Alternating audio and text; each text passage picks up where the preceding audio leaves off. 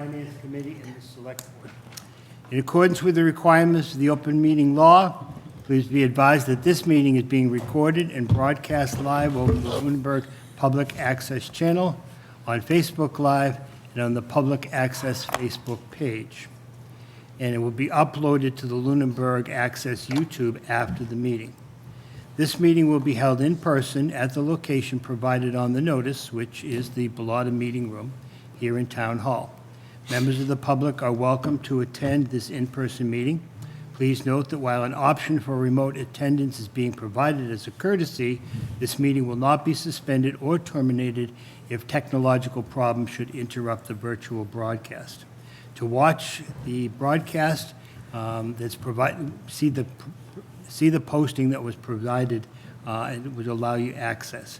The agenda lists all the topics which will be discussed at the meeting and those reasonably anticipated. Not all items listed may in fact be discussed, but it's a brief agenda. And so at this point in time, I'm going to ask you to stand and address the flag and join me in the Pledge of Allegiance. I pledge allegiance to the flag of the United States of America and to the republic for which it stands, one nation, under God, indivisible, with liberty and justice for all. As I said at the outset, this is 3 different boards all meeting together, so I'm going to ask each of the chairs to open up their individual meeting. And so since I'm sitting next to Chris, I will ask him to open the meeting for the Finance Committee.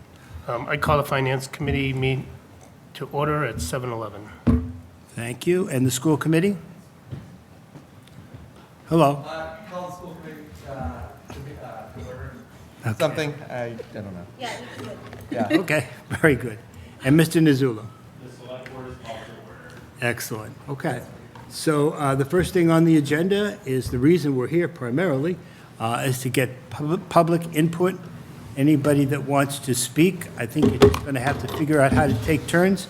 The podium is over here. The microphone is over there.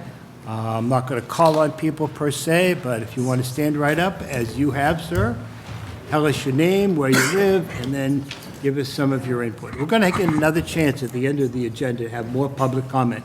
So if you think of something, let us know in the second half. Go right ahead. Okay. Good evening, everybody. Christos Lakaditis, 49 Maple Parkway, here as president of the Lunenburg Firefighters Local 5369. So nobody, including myself, wants to hear this, but the fact of the matter is this town needs an override. To think that as this town continues to grow, that the town can meet the increasing need for services and the associated costs of those services within the confines of Prop 2.5 is simply unrealistic. The constraints of Prop 2.5 is why this town is woefully behind in many areas, particularly public safety. The requested amount for the fire department will fund the long overdue 4th shift and along with it a 42-hour work week, something that 95% of fire departments in this state already work. The 4th shift ensures that career firefighter paramedics are on duty 7 days a week to meet the increasing demand of emergency calls within the town. Under the current staffing model, the career firefighters have been constantly forced to cover open shifts on Sundays, a day that is supposed to be covered by our on-call per diem firefighters. Besides an increased cost to the town, this has caused significant burnout and record low morale within the department. Furthermore, this has affected our home lives as well, causing increased stress when members can't plan things with their families on what is supposed to be their one guaranteed day off because there's a high likelihood that they're going to be forced to work. How can anyone expect someone to live like this? 60, 80-hour plus long weeks and 38 plus hour long shifts should not be part of the normal operation of any public safety department. To continue like this is downright unsafe. As citizens of this town, we have many expectations. We expect the roads to be plowed when it snows. We expect the schools to educate our children. We expect services from our town hall to be available to us. What do you all expect when you call 911? I know what I expect. I expect police officers to show up when there's been a crime. I expect an ambulance to show up when someone is having a heart attack or a stroke. I expect a fire truck to show up when a house is on fire or someone is trapped in a wrecked car. And I expect all of these to show up within minutes of calling. Seconds count in an emergency, and when someone is having what very well could be the worst day of their lives, they shouldn't have to wait and see if someone eventually shows up to their emergency. That's where we're heading if we continue to kick this can down the road. This is the cost of doing business. State aid isn't going to change anytime soon. If we want and expect services, we need to pay for them. Stop kicking this can down the road. Thank you. Stay right there, Mr. Luckaditis. Somebody might have a question for you. I'm going to open it up to people of the TriBoard. Introduce yourself. If you have a question, you want to ask Mr. Luckaditis anything. Okay, very good. Thanks, Chris. Okay, who'd like to be next?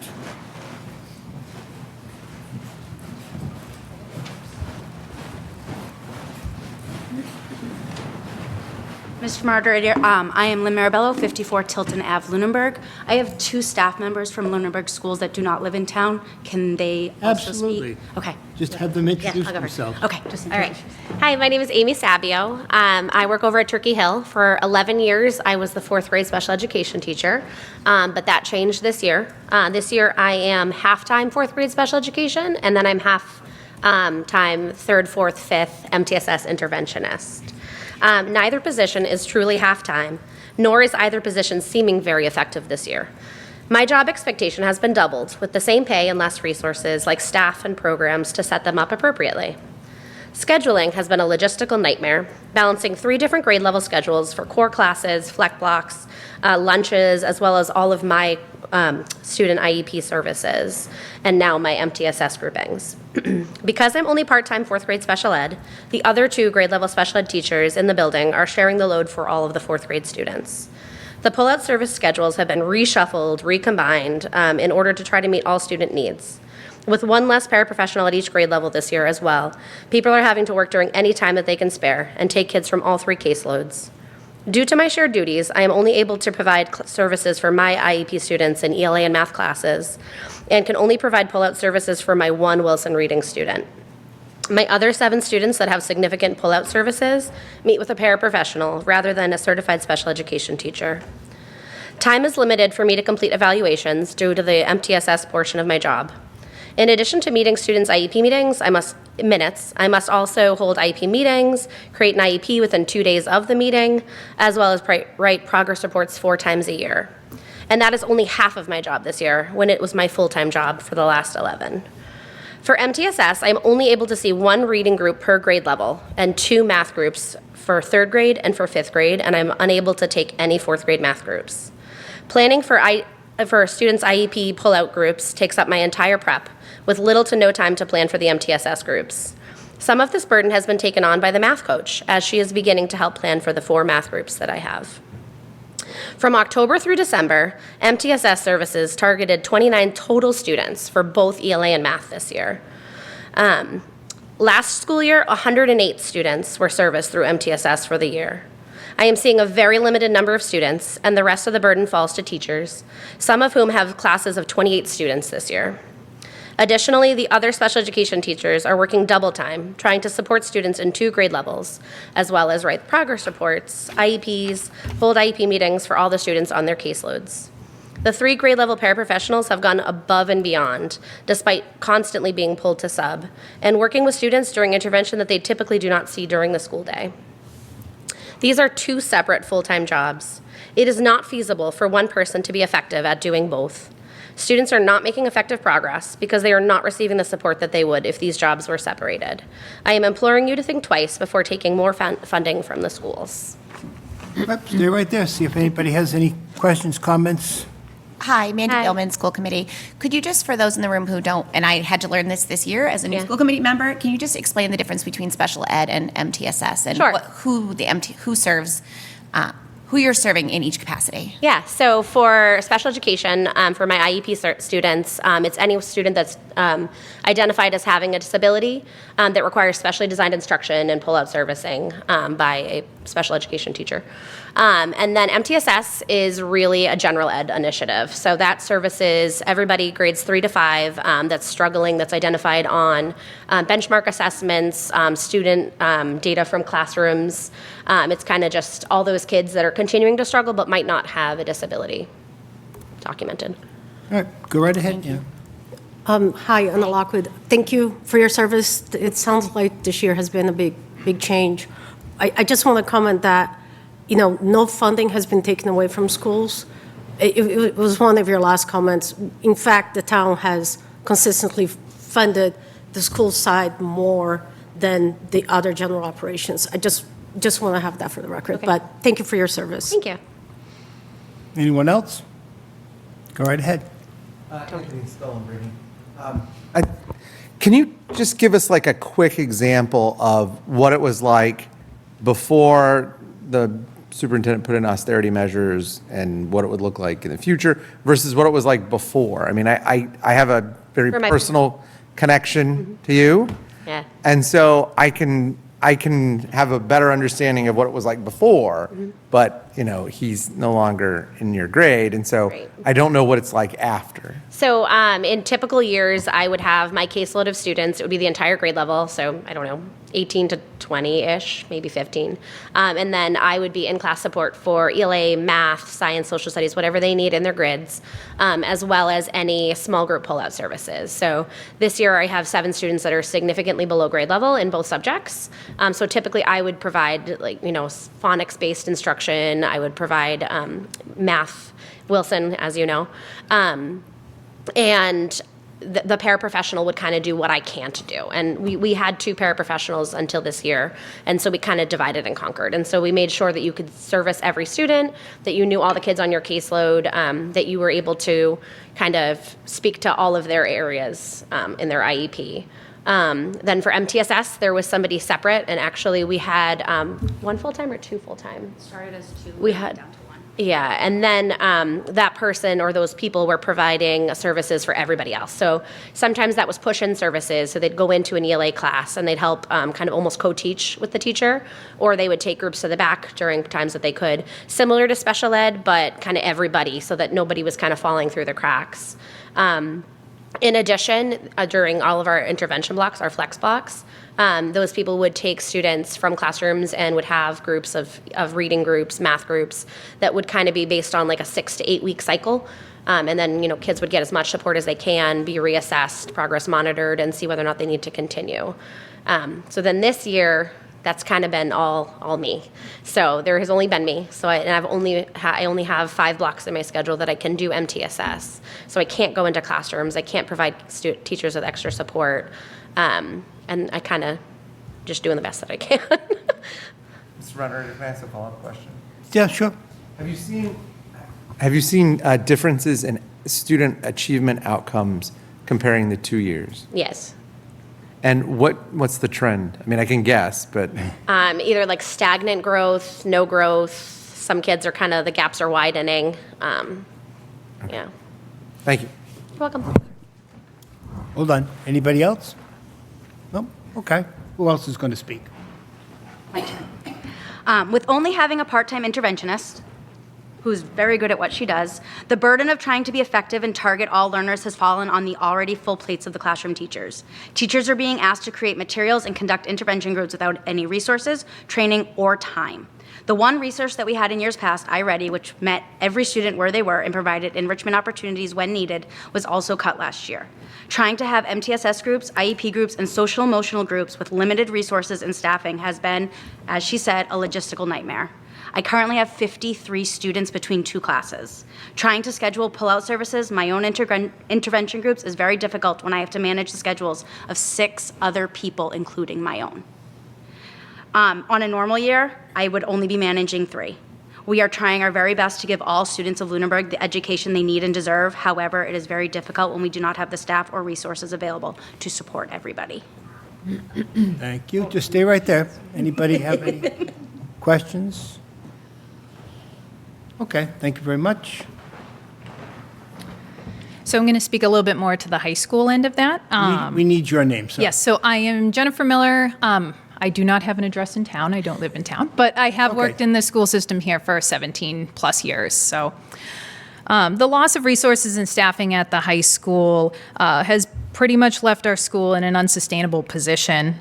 You know, at the time, I know funding has gone to our schools. I'm here to advocate for possibly more funding and seeing where that funding is going.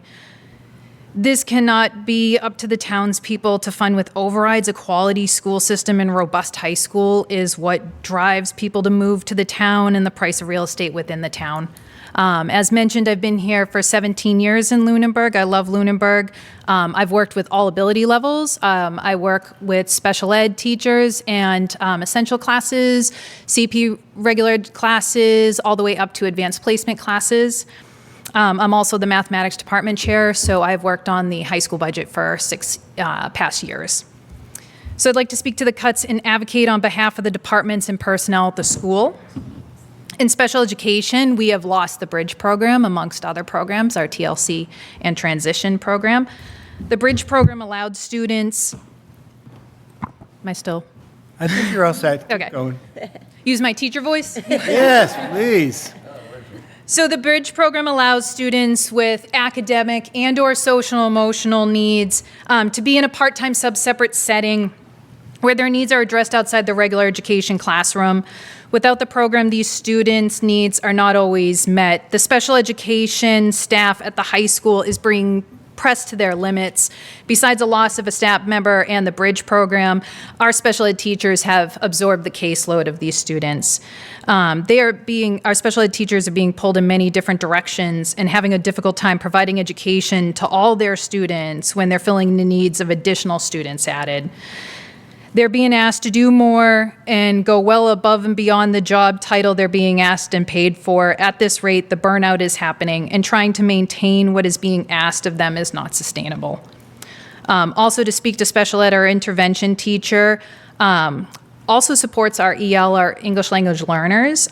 So due to more students entering our district with this need and the lack of the resources offered, our intervention program pretty much absorbs any of the additional needs needed, which then in turn takes away from that teacher providing services to the students in intervention. And our intervention's a tier 2 support. So intervention is also not a daily course at the high school, as it is in the middle school and some of the other ones. We do not have like an intervention block in our students' schedules. Part of the Lunenburg District goals for teachers is to provide ways to support our struggling students. Programs such as iReady, which was already discussed, and iExcel have aided in helping our students in struggling areas. However, iExcel was cut this year from the high school and the middle school. So without an everyday intervention block and the loss of iExcel, it's been difficult to address all of our students and the needs of those students. Loss in staff has had a great impact on the high school, as I've mentioned, but we've had cuts in special education, music, physical education, world language, math, science, and other areas. This led to difficulties in scheduling in classes that students need to take in order to graduate. Seniors have had to take STEP and work study, which are courses outside of the school, since electives are not available. We've anywhere from 20 to 30 classes have been cut at the high school alone this year. Our world language department had a staffing cut and has classes of 30 in some, and combined CP honors and AP are all in one class. I also urge you, when you look at the high school, because a lot of times they have looked and said, well, we have classes of 6. Unfortunately, that's due to our scheduling matrix. We could have 36 students to schedule, say, in 2 classes, and it winds up being 7 in one and the remainder in the other. And that's just unfortunately the nature of our schedule at the high school. So instead of looking at class size, please look at teacher load of students, how many students each one of us have. To provide a quality education, you need to have an abundance of course offerings. We've already downsized many departments and offerings and cannot sustain anymore. Also, too, just to wrap up, the cuts are not just with our educators, and in special ed, we also have had cuts in administration. Last year, it's already been discussed that this year we've gone from 2 assistant principals, 1 full-time athletic director, to 1.5 assistant principals and a part-time athletic director. Our admin is working overtime, not double, but triple overtime, to continue maintaining the tasks within these jobs. Again, it's just not sustainable. So the reality, early retirement and teachers looking for better pay may be where Lunenburg educators are going. We as educators care about our students, but the lack of resources and staffing is burning out the adults at the high school, and I'm sure in the other schools, from what we've heard. Educators are looking elsewhere, and as previously mentioned, I do ask the town to look at the funding of our schools moving forward. Thank you. Stay right there. Anybody with, I haven't moved. Yep. right over here, yep. So, thank you for that comprehensive. I apologize for the length, but just. No, No, no, that was. that's why that we're was here. Good. You said you've been there for 17 years. Is the quality of the education a Lunenburg student is receiving today, what is that like compared to 10 years ago?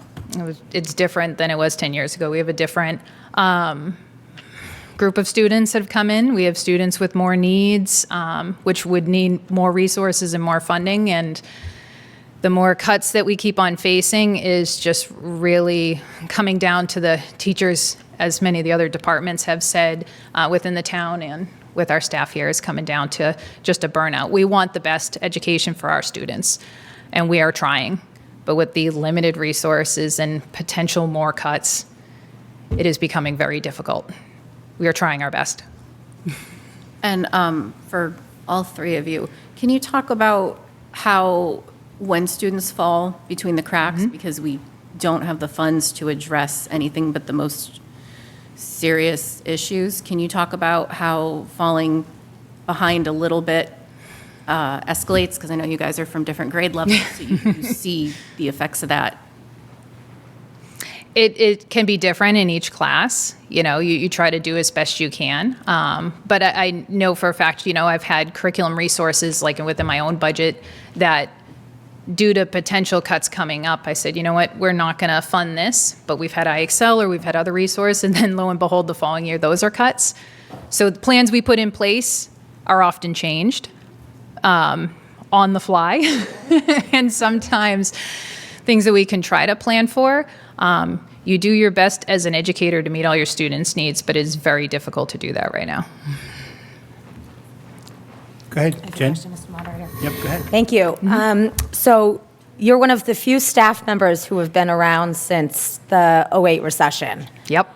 So I've asked a lot of folks here, what was this like during the recession? How did the town get through this during the recession? And there's not a lot of folks that have that institutional knowledge. So if you could compare what this is like to probably '09, '10, and kind of the burnout and cutting and fatigue then versus what it's like now. It's more difficult now. In all honesty, yeah. I mean, when I started here in '07. You know, we pulled together as a town. We tried to do as best we can. Finances have always been up and down, lots of up and downs. Yeah. But I feel like we were able to come together and unify and try to have the best outcome we can with the funding we had. But we had more resources back then. Also, education has changed. You know, where you used to buy a curriculum and replenish it after, you know, you buy new textbooks every 20 years, you know. Now you have to replenish every year. Things are getting more expensive, resources are getting more expensive, and more resources are needed. It's a different group of students now than '08. Thank you. Anybody else? All right, I have a question.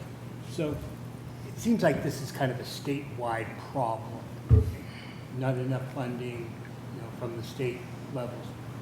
Can you tell me how we're better, worse, different?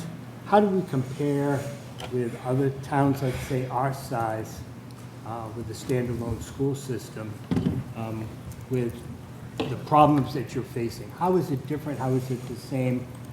And from any one of the three of you. I mean, I've attended conferences with other, you know, leaders, department heads in mathematics, and it's kind of nice and not nice that we're a unified front. There is, as you mentioned, funding deficits all across the state. I have my own children. They go to a different district. The funding is, I feel, a little better there. So I don't, but it's also regionalized. Yeah, there's a very big difference, you know, when you're coming from different towns. They have mentioned they've planned ahead. and kind of foreseeing things that may happen and financially trying to put funds aside for that. I don't know if the town can do that here, but I think we have to be a unified front, come together and financially talk about transparency. Where are we and how we're going to get through this? I know we apply for grants and other things like that outside of my means. I know I teach math, but there's only so many numbers I know. I wish I had the answers. We do need more state funding, though. Guaranteed. Anybody else? I guess I got one question. Go ahead, Chris. You mentioned that in the past, textbooks you could have for 20 years, but now you got to do it every year. Can you explain that? Yeah, so generally, you'd kind of reorder textbooks in a curriculum cycle, like 10 years, 20 years, because you had the hard textbook in front of you. A lot of programs have now become online programs, whether they have a textbook or consumables as far as workbooks. Sometimes those renew every 6 years. Sometimes the whole program has to be renewed every year. That's the reality of education now is, when you have these large, robust programs that, your students are learning from. EdGEMS, HMH, the different programs, Amplify, that we have in the school systems, it's a yearly cost. So I think it's important to look at those yearly costs and think, how to fund the whole big picture, which I know our school committee, superintendent, and whatnot are doing, so. Yes, sir. Go right ahead. For our HMH curriculum for primary and elementary school, we just got a new version this year. That was not part of the grant that we were in for the past 3 years, so that was now in our budget. But also, every add-on for our curriculum has a price that goes with it. So if we want to track reporting on their assessments, that's an added price. If we want to track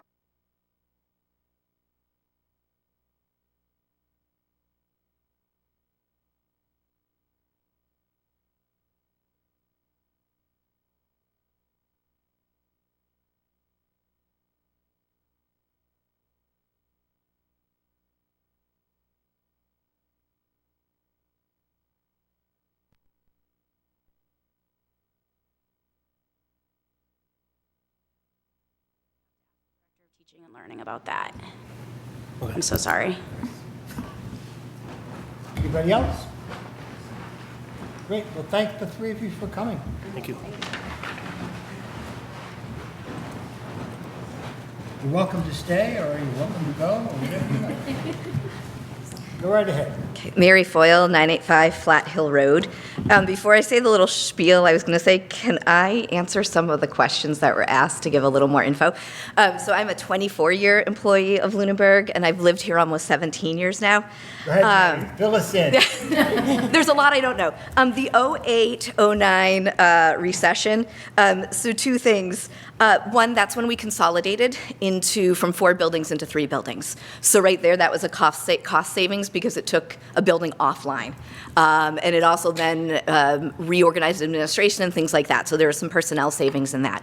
I think I'm the one who negotiated a contract of 3 years of zeros that time as well. So that was a money savings when your employees don't get a raise for 3 years in a row. So there was some in there.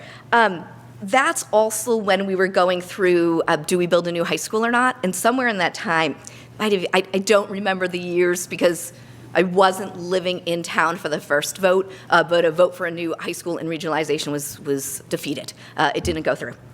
And so then, a few years later, we did vote. We looked at Air Shirley for regionalizing. The powers that be decided that wasn't the way it was going to go. And then because, oh my gosh, am I going to get the initials right? MSBA, the building authority? Yeah, that's there's too many acronyms. They forced us to look at North Middlesex, but that was more of a forced look that probably wasn't going anywhere. From a high school standpoint, because if we look at Air Shirley, if we look at other regional school systems, often their elementary schools and even their middle schools are standalone standalone. From a high school standpoint, when we didn't regionalize, from then on, we started seeing a decline in the classes that we were offering. Part of it is, and when your question of what are other school systems like, there aren't many school systems that are our size. We are one of the smallest public high schools. I can say I think I come from the smallest public high school, which also did not regionalize, and is probably in danger of closing down as a high school at this point. Speaking as a parent, and I've said this before, I am terrified that I have now put my children into the situation where they're not going to receive a comprehensive high school experience. I know what that's like because that was my high school experience, and I wasn't prepared. We are more prepared. We are starting to go down the road where our students are not going to be getting the experience that their peers are getting. Some of that is simply the classes that are being offered. So it's been kind of a slow road to get to where we're at. This is terrible sounding, but COVID really helped us because without the COVID funds, we would have been here a few years ago. So that helped us kick that can down the road. All right. But I really am speaking generally. As I said, I'm a 24-year-old, a 24-year employee, not 24 years old. Those days are gone. But I do chair our PEC, which is our health insurance committee, and that does give me the chance to harangue and talk to people in other bargaining units and in other unions. So I think that gives me an interesting perspective. And as I look around this room, some of you have been my students. Some of you have been parents of my students. So I do think I have a good breadth on that. One of my concerns, and I'm not at as many meetings as I want to be, but I go back and watch quite a few of them. And I do want to reiterate, like, I live in town. And I was really nervous when I moved to town, especially when I was the union president. That made me very nervous. But it's actually given me the opportunity to stand here and say that if we have budget shortfalls, it is my job as a townsperson to make up that budget shortfall. It is not my job as an employee to do so. And when I start looking at numbers and some of the things we're discussing, where I see the 3.5% raise that person on my salary is making at step 9 and they move to step 10 next year, but based on the health insurance numbers we initially were working off of, that person actually ends up with a 0.84 raise, like that's not okay. That's the employee making up the difference. I at least live in town. I'm kind of a net loss for myself, right? I gain something, I pay more in taxes, I'm a net loss. I live in town and I get these services. I'm thinking about the employees in town who are losing money. Either they're paying more in health insurance or they're not getting the raises. And like I just said, I took 3 years of zeros. I never got that money back. Like that just compounds on itself. A raise compounds on itself, a zero compounds on itself as well. We're asking employees, or have been asking over years, employees to take hits for services they are not even partaking in. And so when we are looking forward about what to do, we really need to think about what are we asking of ourselves as well. Thank you. Thank you, Mary. Web, stay right there. Yep.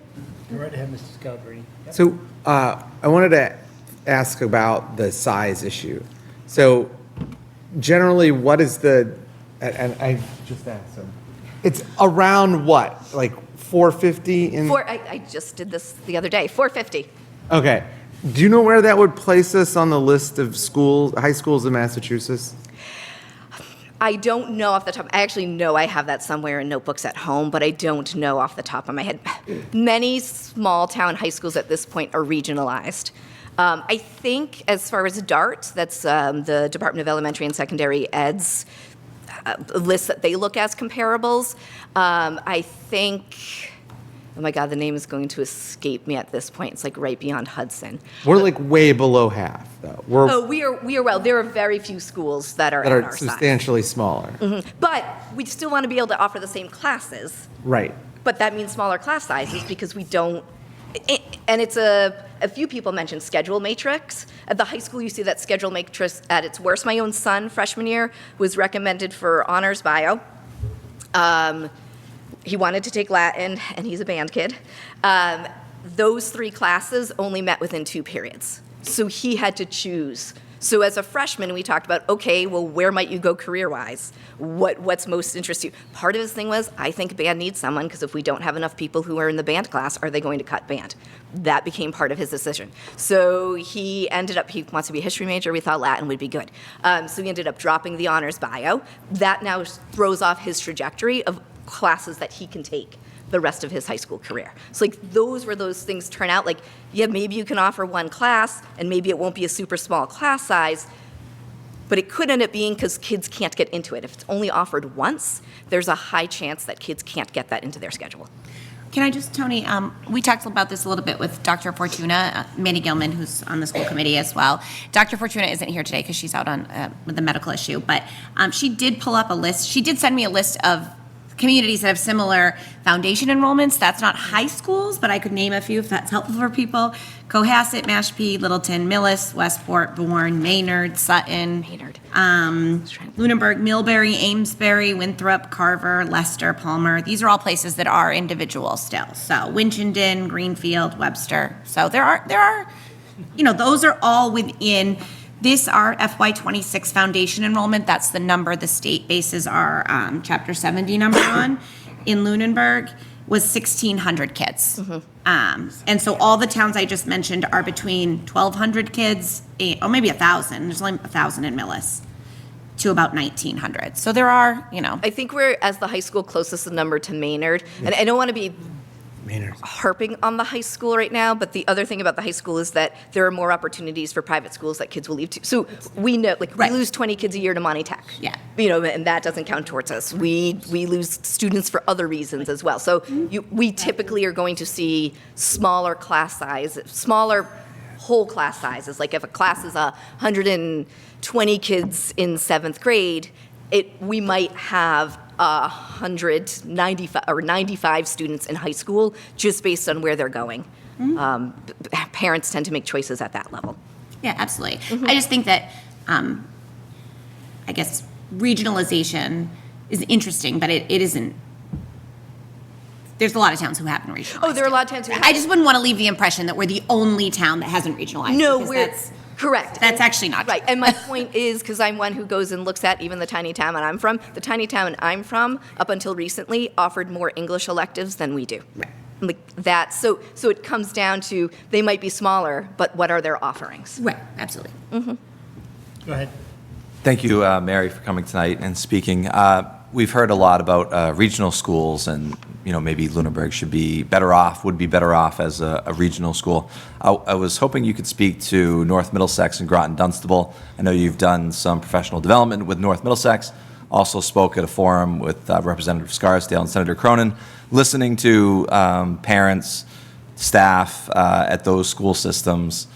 Do you think they're better off being a regionalized school system right now? At this point in time, I don't. North Middlesex, definitely not. Groton Dunstable, I'd say they are actually probably still better off on that one. North Middlesex is obviously going through more cuts, and what they've chosen to cut has been more drastic than what Lunenburg has to.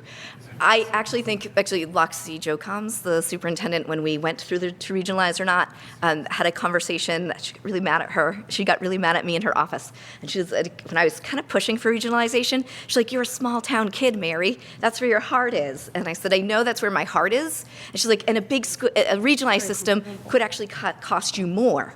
And I got that, but I said, "But I think I'd be getting more for my money."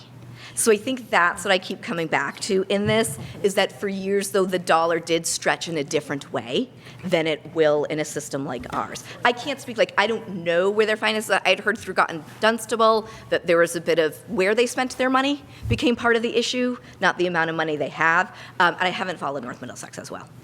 Thank you. Go ahead, Anna. Thank you. So can you, in your experience as a teacher, and, of course, as a parent, we can never go with, tell us a little bit of the advantages of small school districts, because that's something that, I actually chose Lunenburg when I moved here 20 years ago because it was a smaller school district. So do you see any advantages of it? I mean, I chose to teach in a smaller school district. Right. I don't think I would have fared well in a better district. I know, and I'm sure many teachers can say this too, kids in the hallways who are not your students. You get to know people that way. I think you get to know a broader range of families. One of the things I like about Lunenburg is its community traditions. Like, there are some people I know through school, and I've never had their kids. They could be grandparents at this point. There is, I think, a good opportunity. I don't think we always capitalize on it, but there should be more of an ease and opportunity in working together, different groups. Years ago, I used to take my classes up, and I know actually Haley Torrey does this now too. I used to take my classes up to the senior center, and we would have. Did your class do that, Amanda? Okay, there you go.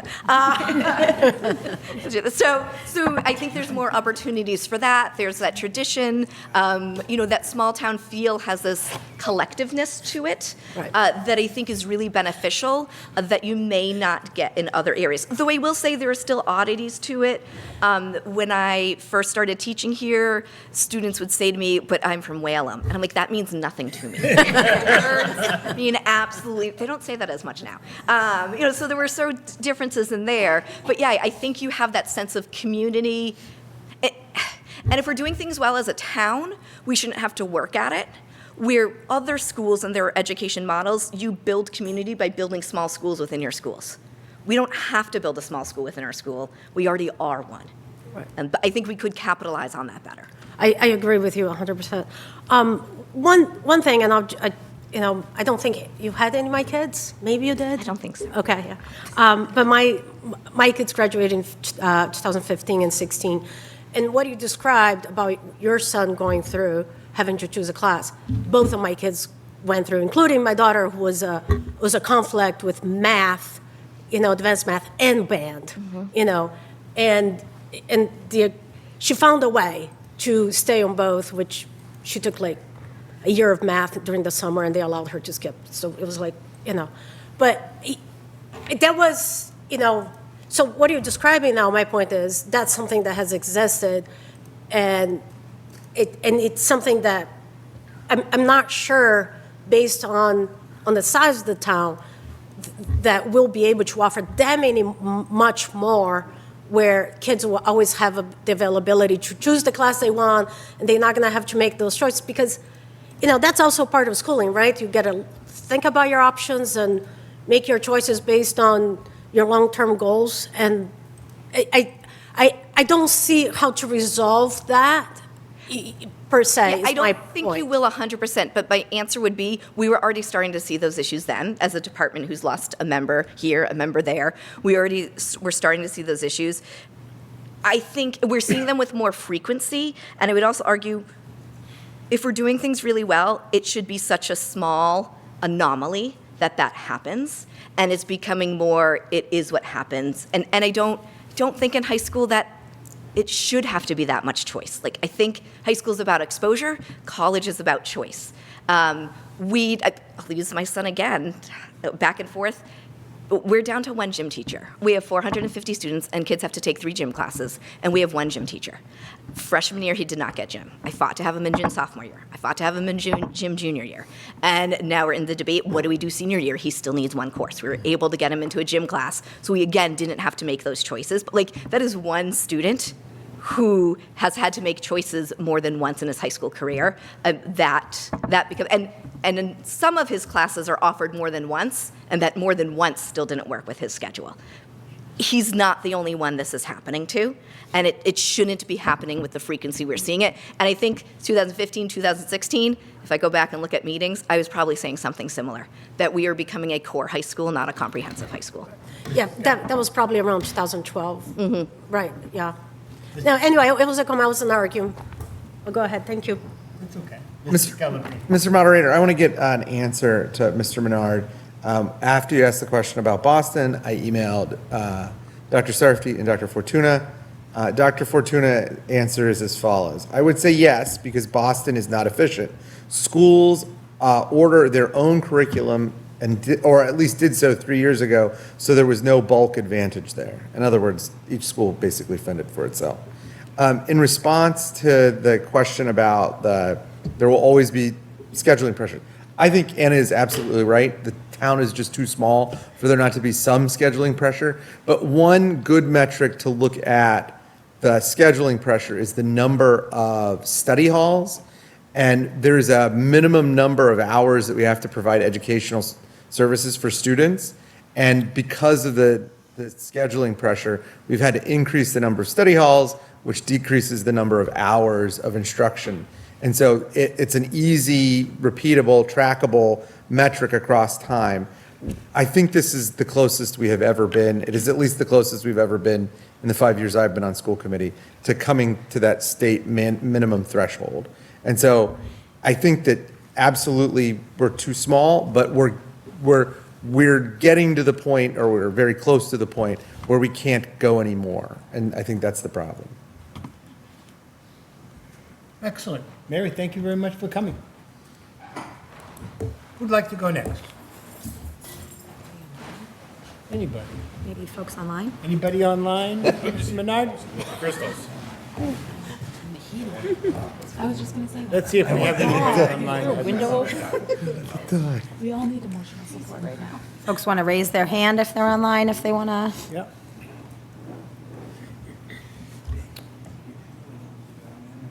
Oh, no, nobody online that we can see? Okay, all right. Any other public comment from anybody else? Anything that spurred any thoughts in your mind?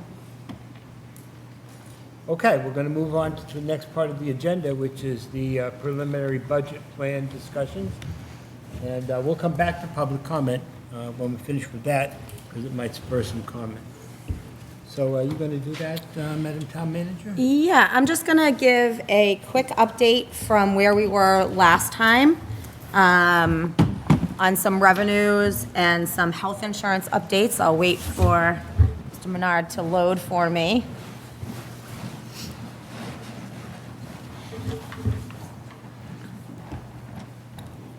All right, so the governor's first version of the cherry sheets have been released. So these slides have been updated just with that small increase that we're seeing. So I'm going to go through quickly. Next slide, please. So our state aid is now $11,404,917, which brings our total revenues to $51,491,871.99. Next slide. We need to subtract out the non-appropriated expenses and state assessments. You'll see the state assessments. This is the second part of the cherry sheet, have increased slightly. Next slide. So when we subtract out the non-appropriated expenses and the same amount of the levy that has been appropriated to the capital plan last year, that leaves $49,805,799.99 at this point available for appropriation. Next slide. We compare that against our FY26 appropriations, not including the additional $500,000 for the school.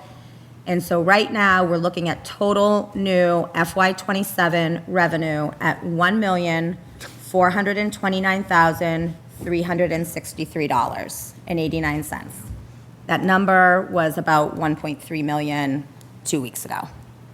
So a small increase. Next slide. This is, I have an asterisk here. This is a potential revenue distribution scenario, splitting out that additional FY27 revenue, breaking it down, if we were to break it down based on the portion of the budget that the school, town, and Monty Tech each have. The school is 53.3% of the budget, so that would be $762,279.76 of the new revenue. Town is 43.91% of the budget for $627,633.68.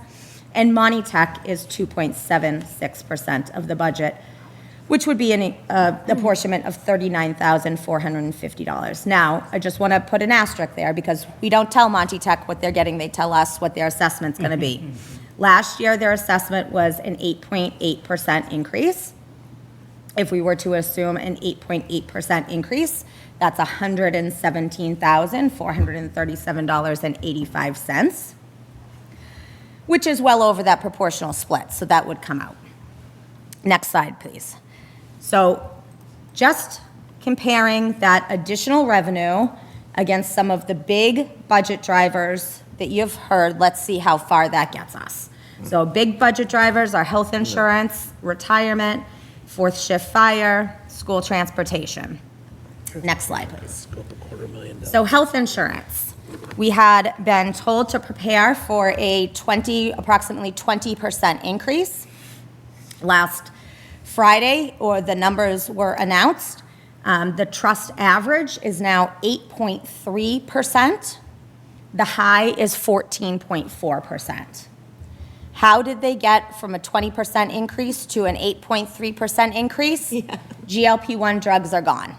So GLP drugs will no longer be covered under the health insurance, which results in that there's no option there. The trust has voted, they're gone. So 8.3% is the average. The town of Lunenburg will find out our particular number in about 2 weeks, mid-February.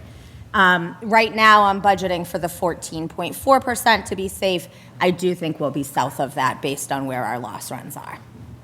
Okay, so let's just take, though I've taken Mr. McNamara's numbers for health insurance because they live kind of differently in the budget. So let's just take health insurance based on the 14.4% increase and apportion that out. So school, $725,000 increase projected for health insurance alone. That leaves $37,000 and change after you pay for the health insurance, if we did that traditional split. Town, $500,000 increase in health insurance, including retirees. That leaves $127,000 and change. Next slide, please. Looking at this a different way. Health insurance across town, school, and retirees, we're looking at approximately $1.225 million over FY26. That's non-negotiable. We can change some things about plan design, potentially. We can get more folks to opt out if we change that, but $1.225 million. Retirement, non-negotiable. This is a 10% increase on Worcester County retirement. That's a $240,000 increase. School transportation, $230,000 increase. Fourth shift fire, in the fire operating budget, not including the ancillary health insurance, $350,000 increase. Next slide, please. So if we start with that starting revenue, the starting new money of $1,429,363.89 and start subtracting those out. Subtract out health insurance, town and school and retirees, we're left with $204,000 to spread around. Subtract out retirement, we're in negative $35,000 once we're handling retirement. School transportation. Once that's out, we're now negative $265,000. Fourth shift fire, negative $615,000. Next slide, please. This budget deficit of $615,000 is not the total deficit. That is just on those 4 items alone. This does not include utility increases, vendor contract increases, TCP carrying costs. That's an additional $100,000. Restoration of the pavement management plan within the operating budget. Folks may recall that took a big hit last year. The Monty Tech actual assessment, collective bargaining agreements, employee agreements that are not in a CBA, contractual increases, and COLAs. The full extent of the FY27 deficit is still being defined, but it is at this point slightly north of $3 million, based on what you have heard here presented for the budgetary requests. So, I'm sorry, you're saying that those items listed there are going to add 2.4 million? What I'm saying is if I take the January 16th version of the school budget that I received, that version, which is not included, that's the level service budget, it doesn't include the growth. Yeah. If I take that and take the budgets that were presented to the TriBoard, there's a little north of $3 million deficit. So, okay, I just want to, you were going down an explanation with So us? go Hold on. slide before. Go back to slides. Yeah. One slide before.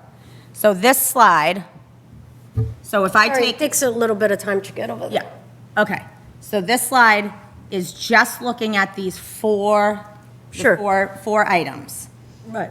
That doesn't touch any of the things on the next slide. Contractual increases, vendor increases, CBAs, and any targeted growth anywhere. We're starting at negative 615. Sure. When I add up everything that has been presented so far. So I just want to differentiate, like, the next slide from that one. So the next slide from that one. This one. So that doesn't have a number on it. That slide does not have a monetary. Right, number. and my question is this slide represents 2.4 million? This is just saying that everything else, every other increase, any other increase in the budget, if it wasn't on the slide before, hasn't been calculated in that 615 number. I think I'm just confused because I'm seeing things in two different buckets, okay? So can I? Can I try? Jump right in. So, on the previous slide, those are like there's a lot of things that are just, we have no relief. They're just locked in, they are what they are, we can't change them.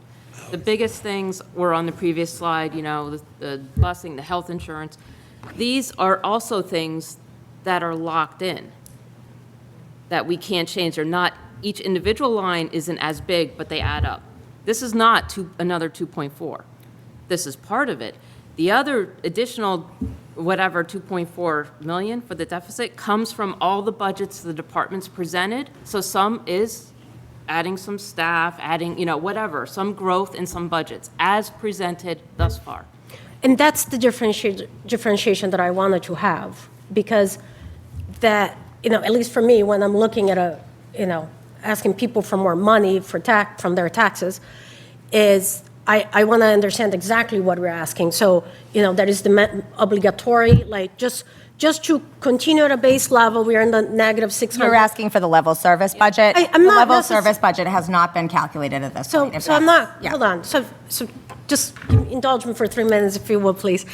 I just, like the budget that was presented to us by the other departments, there was a lot of there, but it was never, in my view, this is kind of like the schools have done, like this is our budget to keep operations as is now, this is our budget to add X, Y, and Z, and this is our budget to level funded budget. We'll get there. So, no, I hear you. So I don't want to be talking about that $3 million negative when we haven't done the due diligence that the schools have done, because it comes a little too scary. I don't think that's the right communication. So what I said, and I'll repeat, is that the north of 3 million is based off of everything that has been presented thus far. It is not, we have not finished going through what a level service is. We will get there. It's also January 27th. We will get there. That is not a level service budget. But for the schools, it is. The schools, it is. The school portion, it is a level service budget. Yes, so the school portion alone, Yeah. To be level services, so Dr. Fortuna told us last week, we're up 1.7 million from last so year. I have the budget that's 20% presented insurance. is Might two, be 20%. Hold on. not It is a, the 20% insurance, yeah, right? Didn't she say 1.7? All right, Emma. Mandy. sorry, So I sorry, don't know Mr. what that Moderator. Yep, conversation is over there between Anna and Mandy, and then over. sorry, Mr. Moderator. Yeah, so fill us in on, because people are watching maybe, Yes. so. So I just wanted to make it clear that the school committee has discussed in ad length, two versions of the budget, a targeted investment versus A-level services. The number the town manager is giving us on the school side for that north of 3 million, or whatever she has calculated in that, is no expanded services for the schools. To be clear, what I'm using, because I'm seeing more than $1 million, so Chris. Yeah, I was told 1.7 million, but that doesn't include the 20%. That is the 20%. So I have a total budget, Chris. Yeah. $28,259,974. That's the level service budget. That is $2,472,500 over FY26. So well over $1 million. That's $2,472,500 over FY26, not including the 500,000. Right, and so I think why I said 1.7 is because she had taken off the portion if we had done the 53 board. So you have the right. So that's why in my head, I had 1.7. It's actually that. You're right. Okay, go ahead, Anna. I just a nuance, Chris. Is that number that the town manager's read, is that with the 20% health insurance? So, based on the, yeah. Chris it needs was a with- microphone. It was with the 20% health insurance. Okay. So it looks like We had some adjustments Okay. based on your actual numbers of health insurance that you actually, yeah, I upped it. yep, So that is with the 20% health insurance? it's a combination of two. He has not revised his health insurance budget since actual heads counts and since the new numbers have come out. So this is the January 16th budget.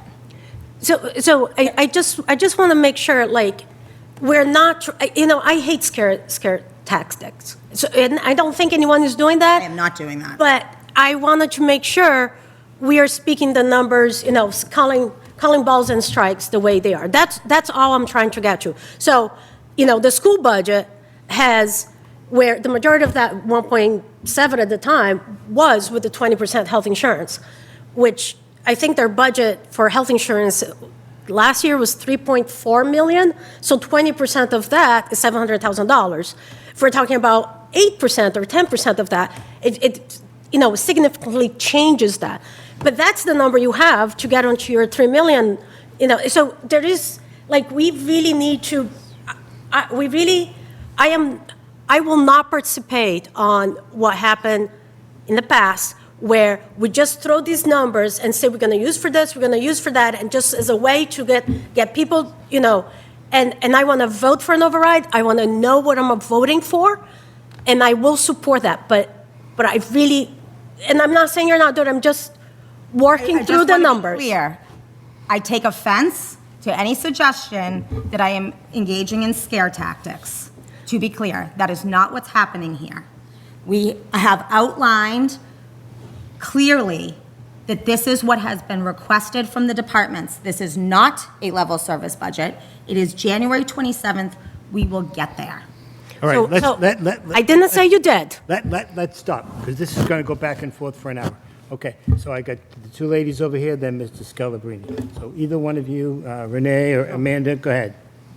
Yeah, I just want to also say that this is not being presented as a scare tactic. This is where we are today, which we've never been at this point this early, okay? Right. That's having this TriBoard together from the summer. That is the ceiling, not saying that is the override number you're going to see on the ballot, but, sitting here today, I don't see how we can have a town close to what I think anyone would want, how we can close that gap without an override. I'm not saying it's a $3 million override. I don't know what that number is. That's, I think, the next task for this board is to come to that number, and we need that number for the ballot by April 10th. That is the line in the sand, April 10th. We need that number to put on the ballot.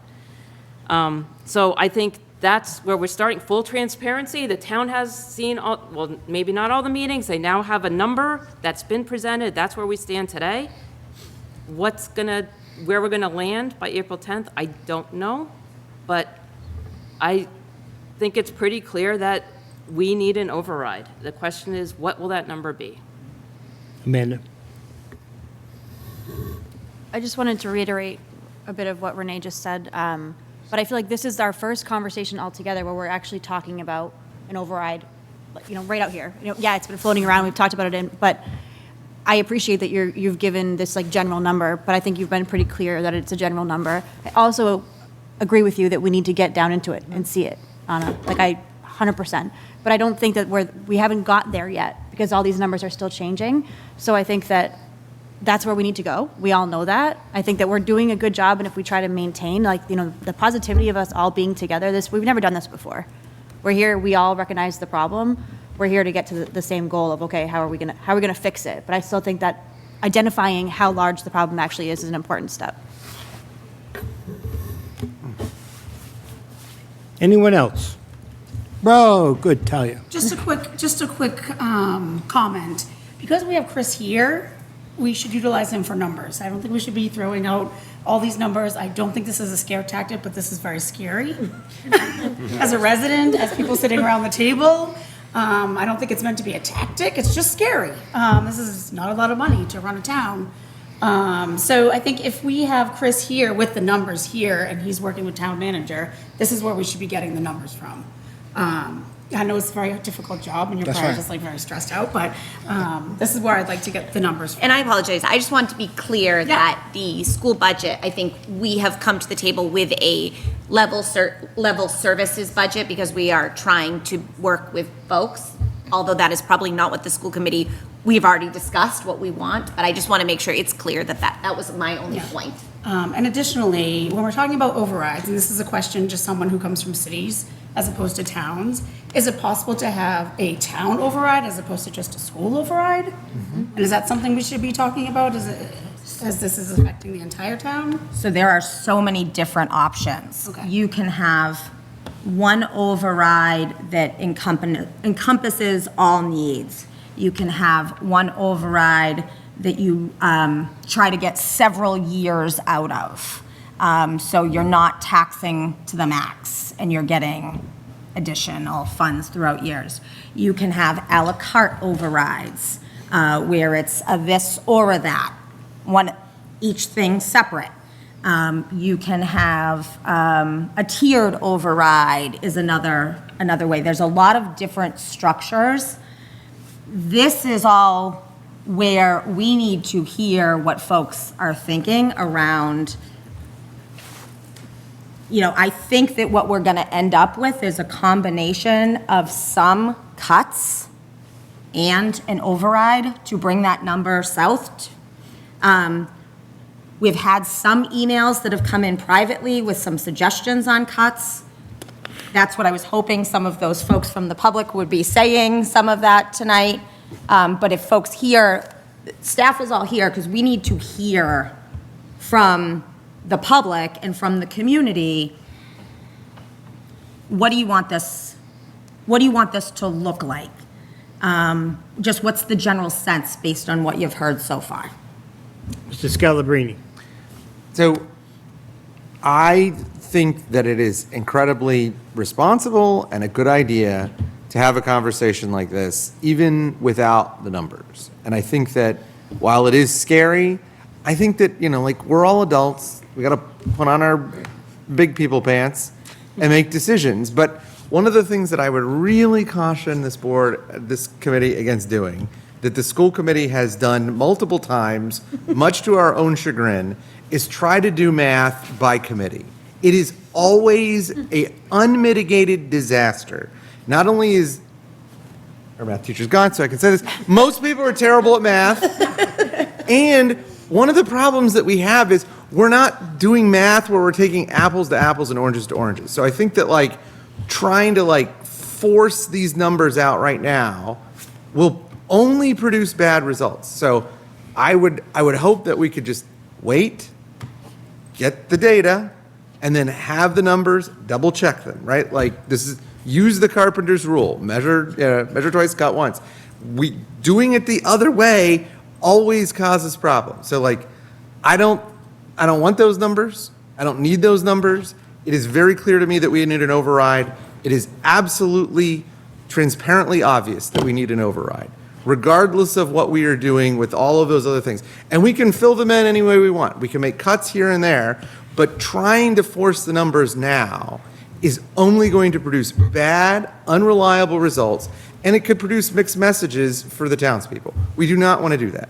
Let's wait till we've got all the data. We are, largely because of how the board has worked and forced people to show their work early, ahead of schedule. And so, like, let's just wait and see. And if it's scary, like I said, you know, everybody does their own household finances and everybody pays taxes. So, like, we can handle this, we can do this, but let's do it the right way and do it in the right order. Like, don't, Chris, you can do whatever you want, but like, trying to figure out the math that complicated on the fly seems like we're only inviting problems. So let me ask you, Jen, when realistically do we really think we have the numbers? So our finance director started today. She doesn't have the answers yet? So that remains. What are we waiting to be seen. for? I'm not gonna give a firm date. I'm not gonna. No? No. I think it would be irresponsible. She's a brave woman. Did you say it had to be on the ballot by April? April, yeah. So, April? No, I mean, well before that.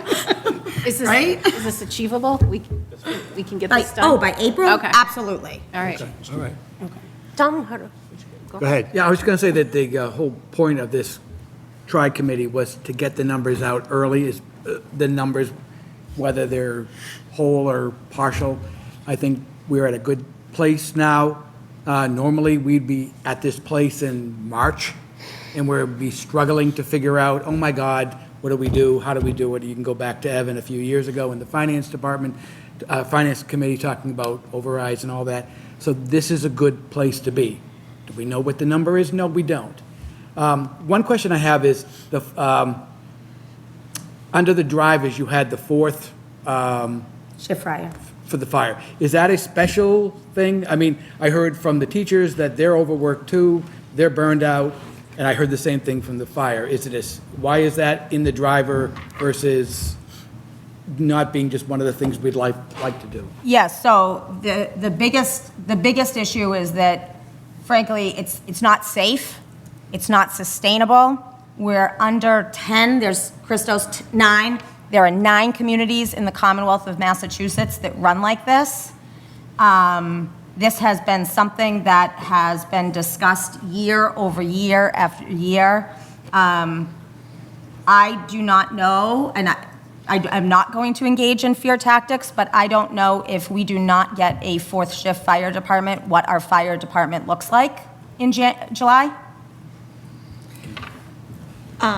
So this is a personal comment, but not a school committee comment. We haven't discussed this yet. But me personally, I am 100% on board with a 4th shift fire department, but I do feel strongly that the schools do need to restore some positions as well if we are going to go that route. Because to me, the schools are facing some, I know it's different. I don't like to, it's not apples to apples, right? But the schools are facing some really serious challenges if we're adding to other parts of the budget. So that's, something. So one of the things I was going to throw out there is I've done a little research, which I think this entire board should consider. We talked about it a little bit. School committee, I'm not sure that we really are on board, but there is the option to put 2 numbers on the ballot. You could put a number that was level services everything and a restoration, small pockets of, and then give voters more of an a la carte, right? One of the things also the school committee, previous to my joining, and also the 3-year projection idea. I'm not sure that's the right way to go, but I think it's something this board should consider, right? Like Jen said, you can raise the levy limit and not tax to the levy limit. So you could technically raise, you guys know this better than me, right? But you could raise the levy limit, for example, $5 million and only spend 2.5 of it. And that way, over the next 2 years, we could grow more than 2.5% and not have to go back to the voters. Again, I don't know what the right answer is, but these are some things I know the select board will have to consider, but I do think maybe folks in this room, while we're all sitting together, should think about. I don't know if people have strong opinions about any of those. Go ahead, Anna. So moving away a little bit from numbers, and I'm going to say something for this board, the TriBoard. that I mentioned on our FinCom, and I think we're going to talk about this further next week.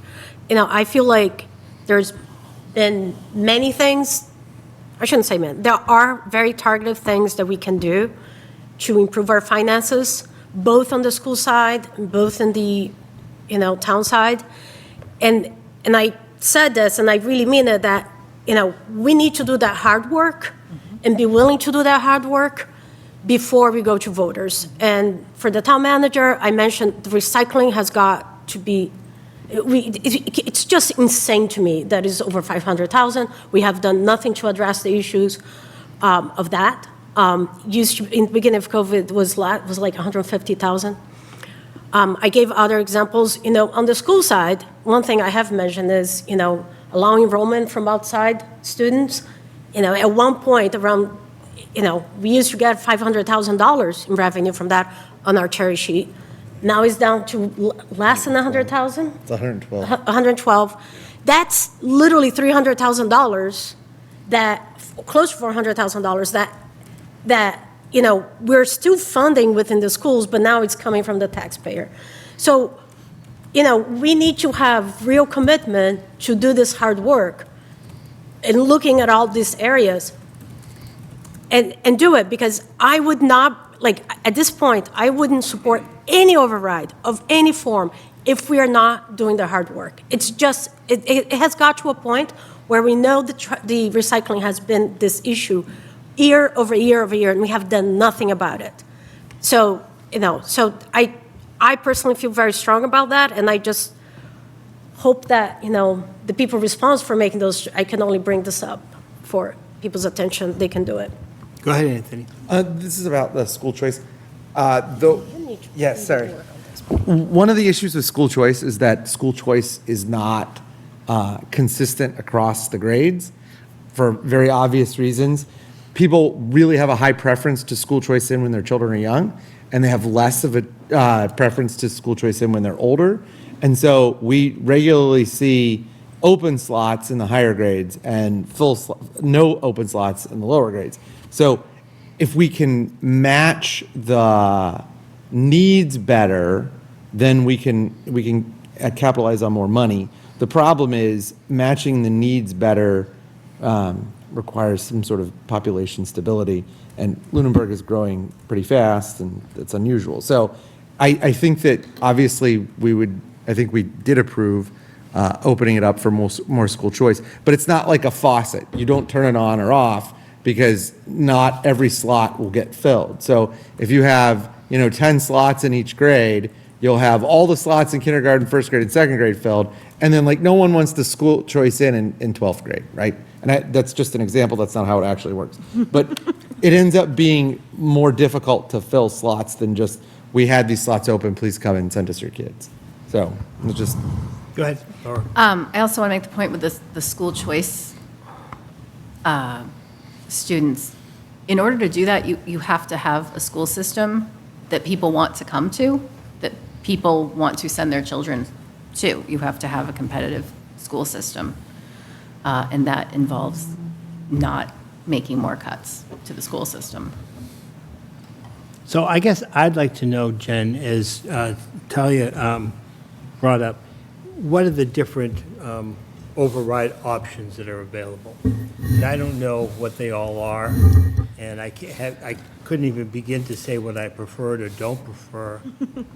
If you could give me a thumbnail, and then if maybe before we come to our next meeting, we could review those types of options that are available so people can start to focus on how, I think around the room, everybody says, yeah, we need to do something, okay? But what that something is needs to be better defined, and maybe we could do that at the next meeting. But if you could give me a thumbnail of some of the things you think could be available. Sure. So first of all, the purpose of an override, whatever the purpose is. So I'm going to say we're having an override to equip the DPW, okay? Whatever that purpose is only lasts for that first year, okay? So you had a school override, an override that benefited the school several years ago. That was a targeted purpose for the year of the vote. That falls away, and it just becomes general funds that come into property taxes. So that's kind of a threshold matter. So if you have a specific override, first year it's for that specific purpose, after that it goes away. You can have The purpose goes away, not the purpose goes away, not the money. The money stays as long as we continue to tax to that level. You never have to tax all the way to that level, but many communities do. You can have overrides. You could have an override for every single department. You could have individual questions for every single department. You could have one override that encompassed all the asks. That's various options.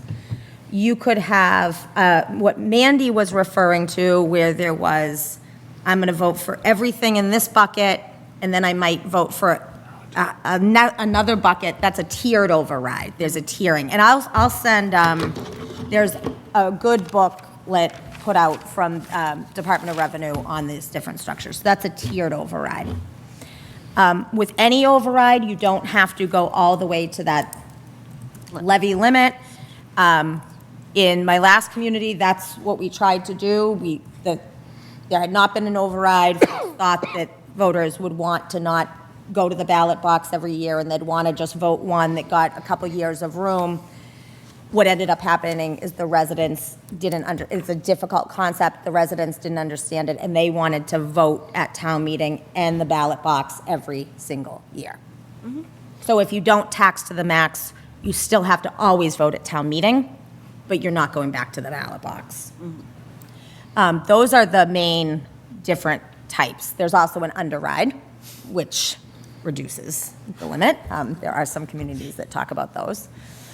Must be nice. There is also, for folks, if you have not seen it in your home and you want to Google DLS, Division of Local Services, Property Tax Impact Calculator. If you have not seen it, you can drop down the menu and pick Lunenburg, put in any number. You can see what a $500,000 override is, a $50 million override, and what your tax impact is based on your assessed value. So that's another useful tool. Can I comment on, Well, I want to finish this part first. Yep. So there's a booklet that might help explain Yep, some of our all the different options. iterations, yep. Okay. And you'll send us a link to that so that Yep. we can review all of that. And can that be on our next agenda to discuss whatever came up in that, from that booklet or whatever? So that'll be on our next agenda, right? Okay. And Did you all just right. give us homework? Yes. Say it again? You just gave us homework. Yeah. Okay. I'm not going to look at it because I don't understand numbers at all. Lawyers only understand that we take a See? third. We take a third, okay? That's The right. judgment is. I can do that math all the I can time. do that math as well. Okay, so I think that, I wanted to get that finally. So go back to what you needed So to do. recycling, we have yeah. started the conversations, or we're starting the conversations around recycling options. We did get, this was talked about at a couple of meetings, and we've heard some feedback, very small, from the public on this. If folks are listening, it would be helpful to hear what folks are thinking around that. For those that don't know, because I don't think it's been discussed broadly, with the decommissioning of TCP, or the partial decommissioning of TCP, we're not realizing the cost savings in energy reductions and carrying costs that we expected to realize out of that building. So there's a substantial increase. We're going to have to start talking some serious conversations about TCP and the future of that building. I have my ever unpopular suggestion, which I'd like to hear feedback on, which is eliminating the mosquito control program out of the assessments. That is almost $100,000 right off the top of the cherry sheet. Not all communities, I don't know the process, but if folks, last time I said it, the pitchforks came out. But those are all things that are not insignificant amounts of money that we can look at. What would be helpful is if whether there's folks in this room or that are listening that say, you know what, there's this other things that we could do without. So those ones, thank you, we are looking at those ones, but it would be helpful if folks have some more in that vein. Go ahead, Anthony. Jen, can you explain the difference between an override and an exclusion? So excluded debt is typically for things, stuff, Sure. and it lasts for as long as the borrowing lasts, and then you'd have that reduction in your taxes. An override is permanent increase in your taxes. No, of the levy. Permanent increase of the levy limit, yes, thank you. Okay. Not of your taxes, because you I are got not it. always tax limits. Thank you. Go ahead, Anna. Jen, one other thing about the recycling, and by the way, I recycle, but I was in Maine for a trip, and there they only, you got to go to a station, they only recycle number 1 and 2 plastic, because the truth is most plastics, you think you are actually recycling, no, it's going to the dump, and it's either going to be in the dump You've been near talking to us. my wife. She says this to me all the time. I know. It's either going to be here near us or be, shipped some poor country in South Asia. But it's like we're fooling ourselves to think that we're actually recycling. So like I am all for recycling. Like it's not a question. It's just we're really not recycling everything that's going there, and we're just wasting taxpayer money with that. So. Go ahead, Laura. I wanted to say 2 things. One is that on the school side of the budget, I just want to point out that we're a year ahead of what the town did in regards to cuts, in regards to going over the budget with a fine-tooth comb and picking out anything extraneous that it turns out wasn't extraneous and we really need back. We can't cut anymore. Like, we can look at it, we can talk about it, and if we find cost savings, that's fantastic. But we're a year ahead of where the town side is because the school committee, we made the decision last year, good or bad, to put off an override and wait for a TriBoard process. So I don't want to pit the 2 sides against each other. And my second point is, I am in favor, if we're going to come up with an override number, we should have 1 number. And we should all support it. We should all come to a number that everyone agree with, and that's going to give us the best chance of success, is if we all can get to a number that we're comfortable with, that is a combination of cuts where we can cut it, restorations to what needs to be restored, like the fire department and the school restoration budget. But I think that's going to be important on this, so that we can get the buy-in from community members across all the demographics in town. Go ahead, Anthony. Jen, in your professional experience, what forms of the overrides are most likely to pass? I'm really hesitant to give 2 numbers because I feel like if there's 2 numbers, people always choose, depending on the context, they reflexively choose one or the other.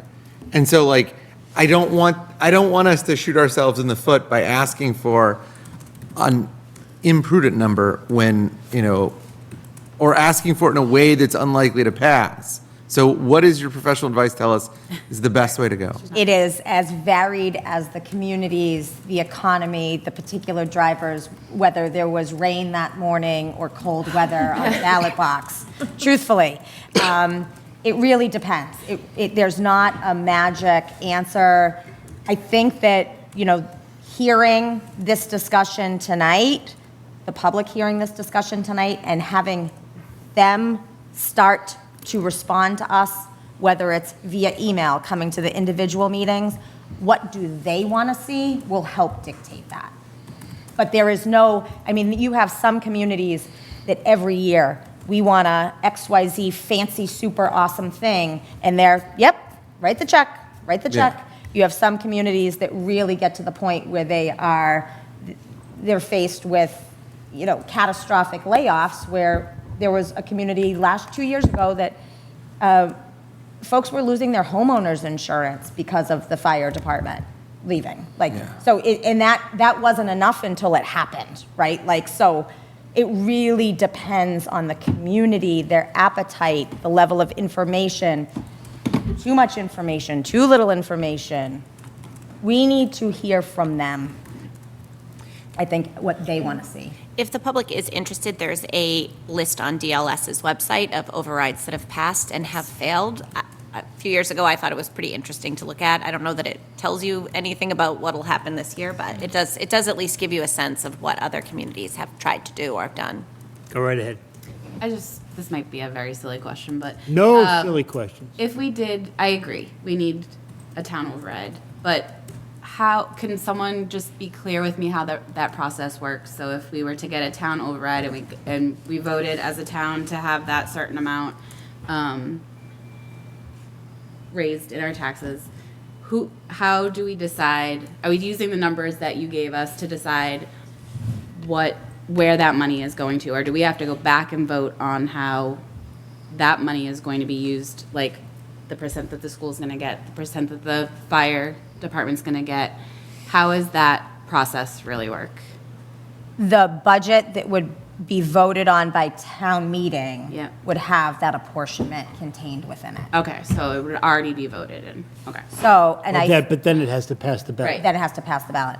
That's always the harder challenge, right? Like, you could have a pretty high turnout or a high percentage at a town meeting, and the ballot is usually where the rubber hits the road. But I think also the number that I presented for the school isn't necessarily the number that the school committee would want to be taking, from what I've heard, in part of an override. I think the number's north of what I presented if there's an override. And we can discuss. Go ahead, Anna. Laura, I was thinking about what you said. It's important that y'all agree on a number. And then I'm thinking of me having to agree on something that I may not agree. So I was like, so I just want to give you this information. I supported the first override. I support a lot of things. I don't think, I volunteer a lot. I've always volunteered in different capacities. I'm willing to go there, but it's really, I will have no problem be the only no vote if there's something that really I don't think it's right. I think when, we ask for something and we ask more money from people, and if 15 people or more want to vote yes, and I'm thinking that's not justifiable, I'm not going to vote for it. Because, there are a lot of folks that are living, on fixed incomes. Lunenburg has a high percentage of people that are over 60 living in here. And one thing is, those households are good for the schools, right? Because those folks staying here, it's fewer kids in the schools, since it's not necessarily tied up, all our funding's tied up per house. So, we have a low percentage of households with children in the schools than other towns that I know. So we want to keep those folks. But, on the individual level, I just know, Social Security, for folks that rely on Social Security, it literally does not go up $500 a year. And a $3 million override, high-level math, is about over $600, around $600, So it has to be, we got to think of everyone in town. We got to think of our children. We got to think of the safeties of everybody. But we got to think of everybody. So, that's all, So I just want to say I might be at the no vote, but I will work very hard together with you. Yeah, no, that makes sense. I would like something that generally we can agree on as a town. I imagine that not every single person in this room will agree with everything. That would be insane. And I'm thinking about, I think it was Michael Ray Jeffries last year who said, if there's a compromise and one person is entirely happy, then it was not a compromise. And that in order to move anything forward in town government, you're going to have to make concessions, and you're not going to be 100% happy with what you're trying to push forward. And I really took that to heart, because sometimes we're going to have to be slightly unhappy in order to get a little bit more progress. Glenn. Yes, to the previous speaker's comment. The other day, I was speaking with an 80-year-old resident who spends $14,000 a year on his residential tax. He has, septic and well. So it's very important, I think, as we go through these discussions, that we acknowledge that overrides are very expensive and they are temporary. And that the word unsustainable has been uttered this evening in many contexts, and I think that's important to acknowledge. The lack of funding from the state to the communities is unsustainable. Yep, go ahead. Yep. You need a microphone. Hold on. Oh, yeah, take mine. I think this group needs to be careful about making statements such as the schools have cut back on staff, because the data doesn't show that. In fact, the schools has grown almost every year for the last 10 years in headcount. And Laura, I've shared this data with you before. We looked at it last year. You really haven't, in the school side, cut staff. So that's one thing. I think to the question of what would make a successful override, I think it's all three of these boards, as well as other boards, all being on the same page relative to facts and data, relative to need, and just like Anna mentioned, looking at areas where there could be, call it reductions in service, like the recycling, just a different model for recycling to save that money. There's other factors I think we need to look at as well, like, we went through the capital planning cycle and we have all these great projects and new things to build, but my second ranked project on that was the elimination of the TC Passios building. It's really time we make decisions like that because there's operational costs to be had on it. I think it opens up other options for other high-priced items that are being talked about. Maybe that's a better place for the track rather than kind of in this low-lying area that's prone to flooding and stuff like that. So I do think that there's other discussions that need to play into that as well. But I think that due diligence, that we've looked under every rock and we've made some decisions is pretty critical in what makes for a successful override to occur. Go ahead, Patty. And my quick statement is, as a finance committee member, and I think we all sit on the same page, we're going to ask a lot of questions, but it's not personal. We just want to know the numbers, the data, quantitative, qualitative. We want the hard numbers so we can make decisions for the town. That's what's best for the town.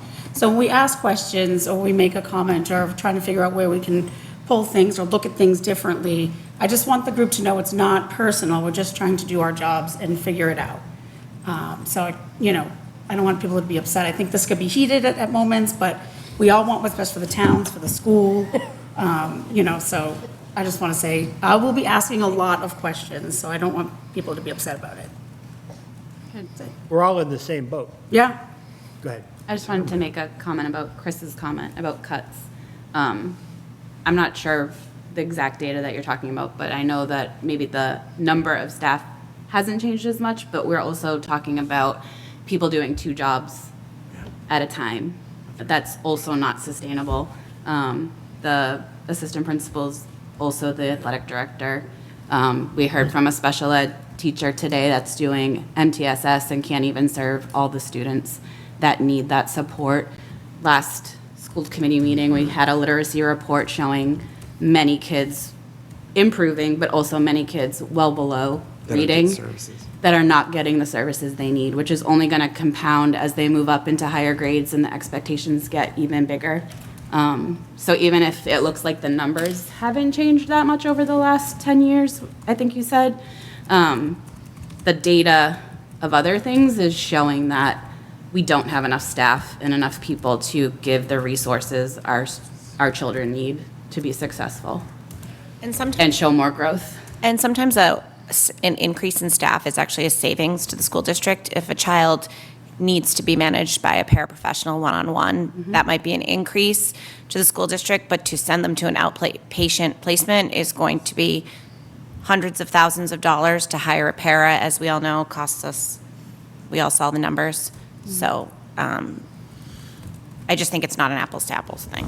Yeah, So I just want to, I'm showing on the screen here data that I compiled from the schools.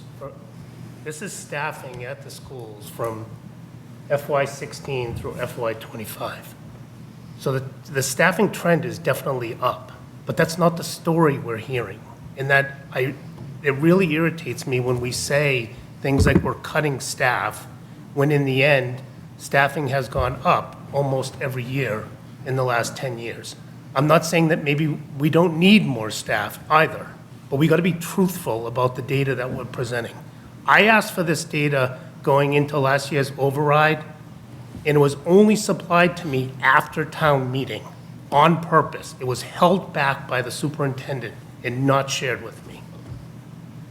So yes, we got to be, that's all, my only point on all this is let's deal with facts, not with, kind of, with non-facts, right? So this is just the data. This is right from, What's the last year on that? that's fiscal year 25. Okay, when it goes down? Yeah. Okay. So It's FY. gonna go down again. FY26, when we had layoffs, that's not on there either. Okay. Also, When I see the data, Yeah, so I'll the- plot it on there. Okay. So it's going down. I mean, FY25 was ESSER cuts, too, remember? yeah. We also had to, I mean, I'll say we made cuts and then we had to add some paras this year into the budget because students' needs are increasing.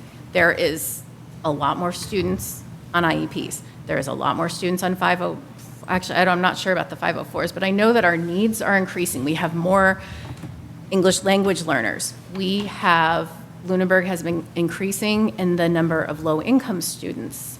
We're seeing students come into the schools with more reading difficulties and not at benchmarks going into kindergarten, so the needs are increased. And I know that we added, this year, we voted to add, I believe it was 3 paraprofessionals solely to deal with individual students who needed a para to deal with an issue that if we didn't have that staff, we would have to do an out-of-district placement somewhere else and more restrictive.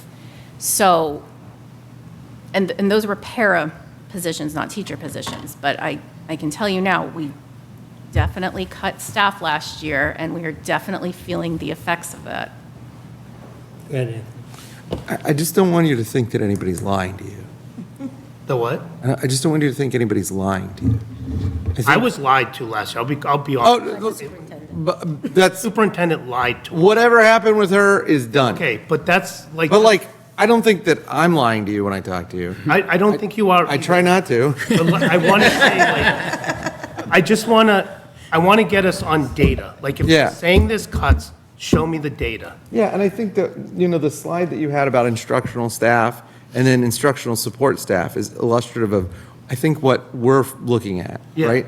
Like, we're taking and getting rid of frontline staff and then trying to plug those holes by hiring a couple people to do, like Ms. Sabia was talking about. And so, like, if the numbers are going down or going up, and I think, like, the trend is correct, but like in the last couple of years, almost all of your lines were going down. But I think that it's important to look at what's happening. It's not just, like, you don't take human beings always and just plot them on trend lines. You say, like, what jobs are going up and what jobs are going down? I mean, I think that if the one that you had for instructional staff looked like a rainbow. And I think that that's the one that most people are focusing on.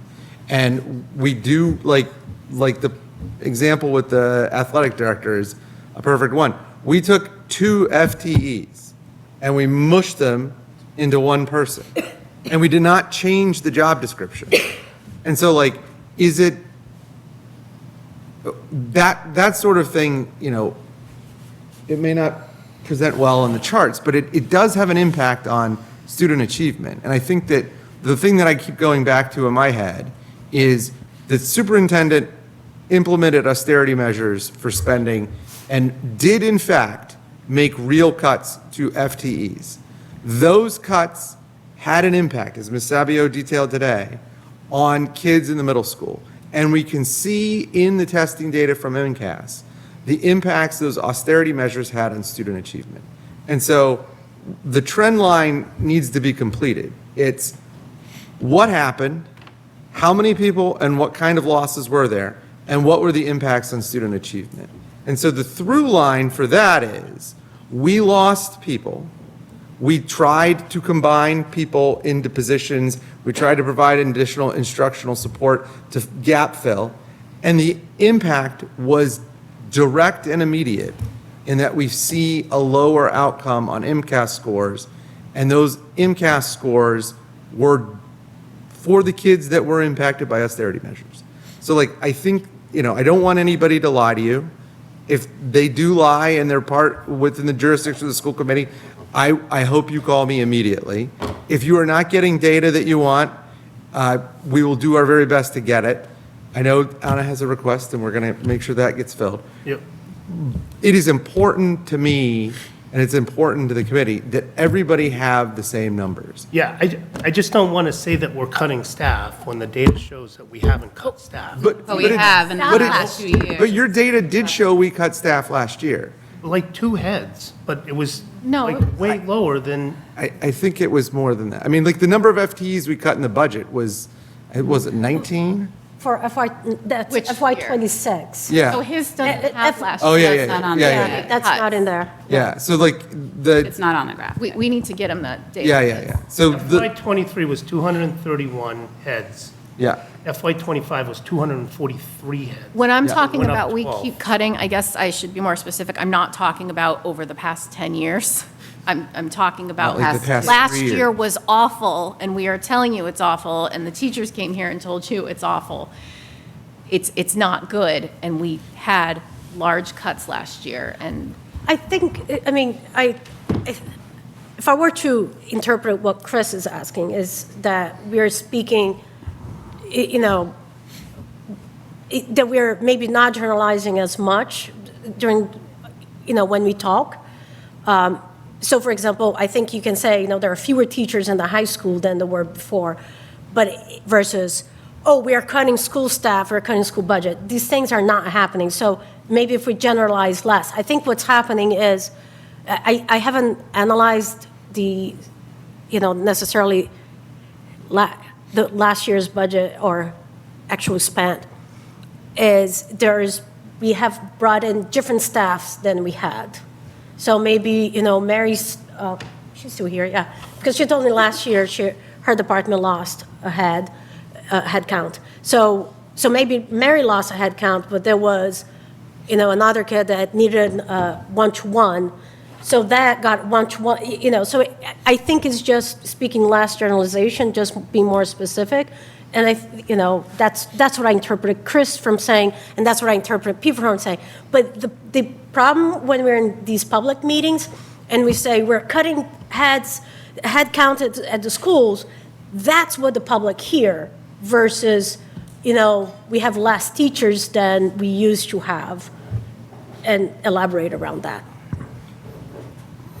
So I don't think we ever said we were cutting headcount. And also, our schools are in crisis. If anyone would like to come to the primary school and hang out in the primary school, I am sure we would be glad to have you. There are 22, 23 kindergartners in a class with no para. We have a class with English language learners. We had lost 2 kindergarten teachers this year. It's bad. So whether that means we need more staff than we needed 10 years ago, or we are going to lose more students. We are not going to convince people to come to Lunenburg if we don't do something. People are going to leave. Mr. Moderator, can I? Go ahead. Chris, I want to make sure that we're answering the questions you're asking. And I also want to make sure that we are speaking in the same way. Like if you ask us a question about how many heads do you have, I want to answer that question with a shared understanding of heads, right? Like that it doesn't do us any good to talk past each other. And so hopefully we can do better, right? And I think that's I agree. That's the goal. I think we're in a position now where we're having more open and honest Yeah. discussions, where there's more transparency around everything. But again, let's not say we've cut staff when the data says that we've Well, I had think it. we need to update the data, though. Yeah. Because the last Staff last year. it's not on that chart, and it's not showing accurately how many people did get cut, which is impacting the students. I also think that, like, we have this tendency to, like, everybody has a tendency to be defensive of their territory. And one of the reasons why we're on school committee is because we like kids, and many of us have kids in the schools ourselves, and so we're like extra defensive. But like that level of defensiveness sometimes comes off as being jerky, and I don't think we should do that. But I also think that like there's got to be an understanding that comes the other way from everybody about like when select board asks us to hand over a playground, or when FinCom asks us for like the millionth run of a given budget. Like we all gotta like work together here. And the hope is that by having this board that we can do that. And I think that like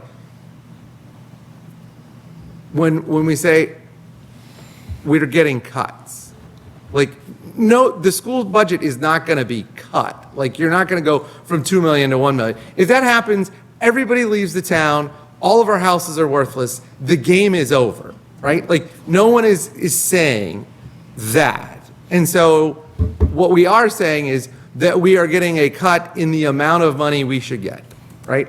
And maybe we need to always talk in that way so that the jargon that we are using is clear.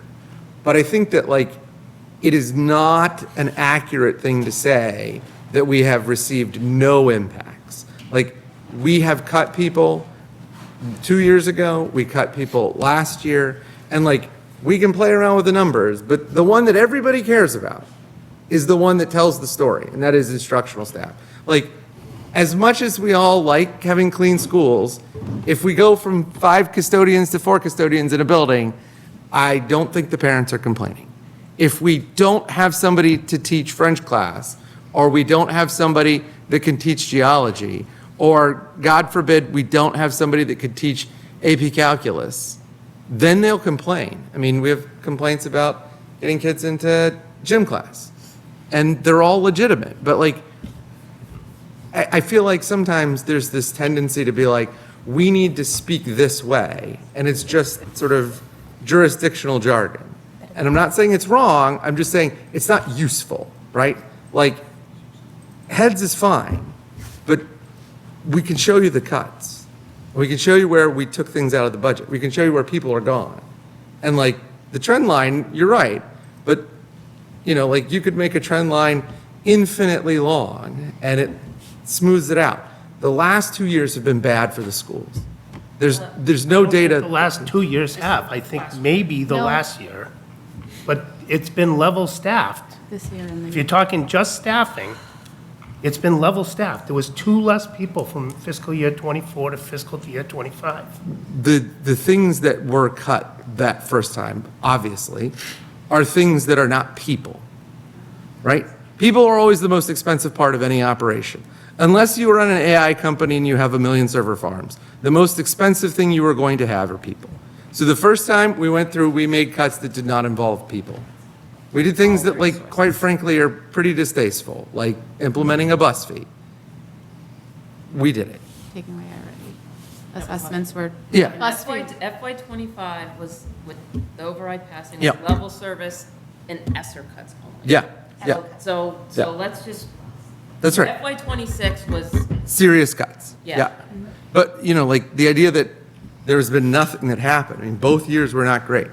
Both years, it wasn't like, let's add a, you know, AP, like, statistics? I think we have statistics already, but like, we're not adding a new AP class to broaden horizons for, you know, college-bound kids. We're, you know, if you go to the primary school, or the elementary school, you can see that some of the things that we have there just aren't sufficient for the students that we have coming in. We need things that we do not have, and we are cutting things that we need. And so I understand the need to have the same language, but we got to be clear, you know, like, I could pick some arbitrary thing and say, like, I want it in this format, and, I can kind of get what I want. And I understand what you're saying about heads, but like, that's not the whole picture. Yeah, but from a purely budgetary perspective, heads is what matters, right? Heads cost a lot of money. I mean, I think it depends, right? You could cut one teacher and hire 3 paraprofessionals, so it is going to make a big difference. Not when you factor in insurance. The insurance is killing us.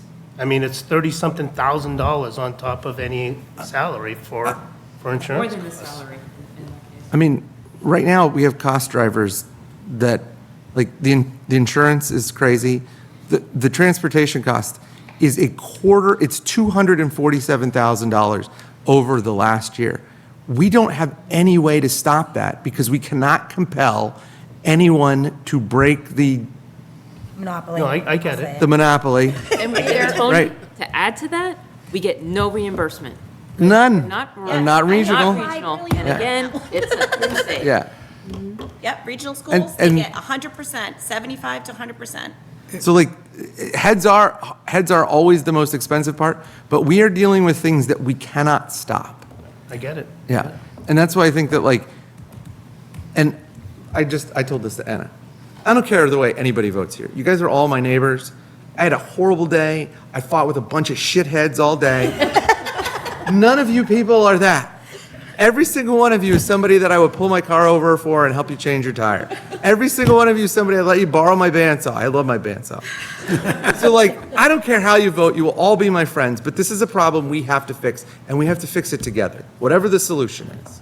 I think All we're right, so- focusing on the, Go ahead, Tom. we're focusing on things, the head count.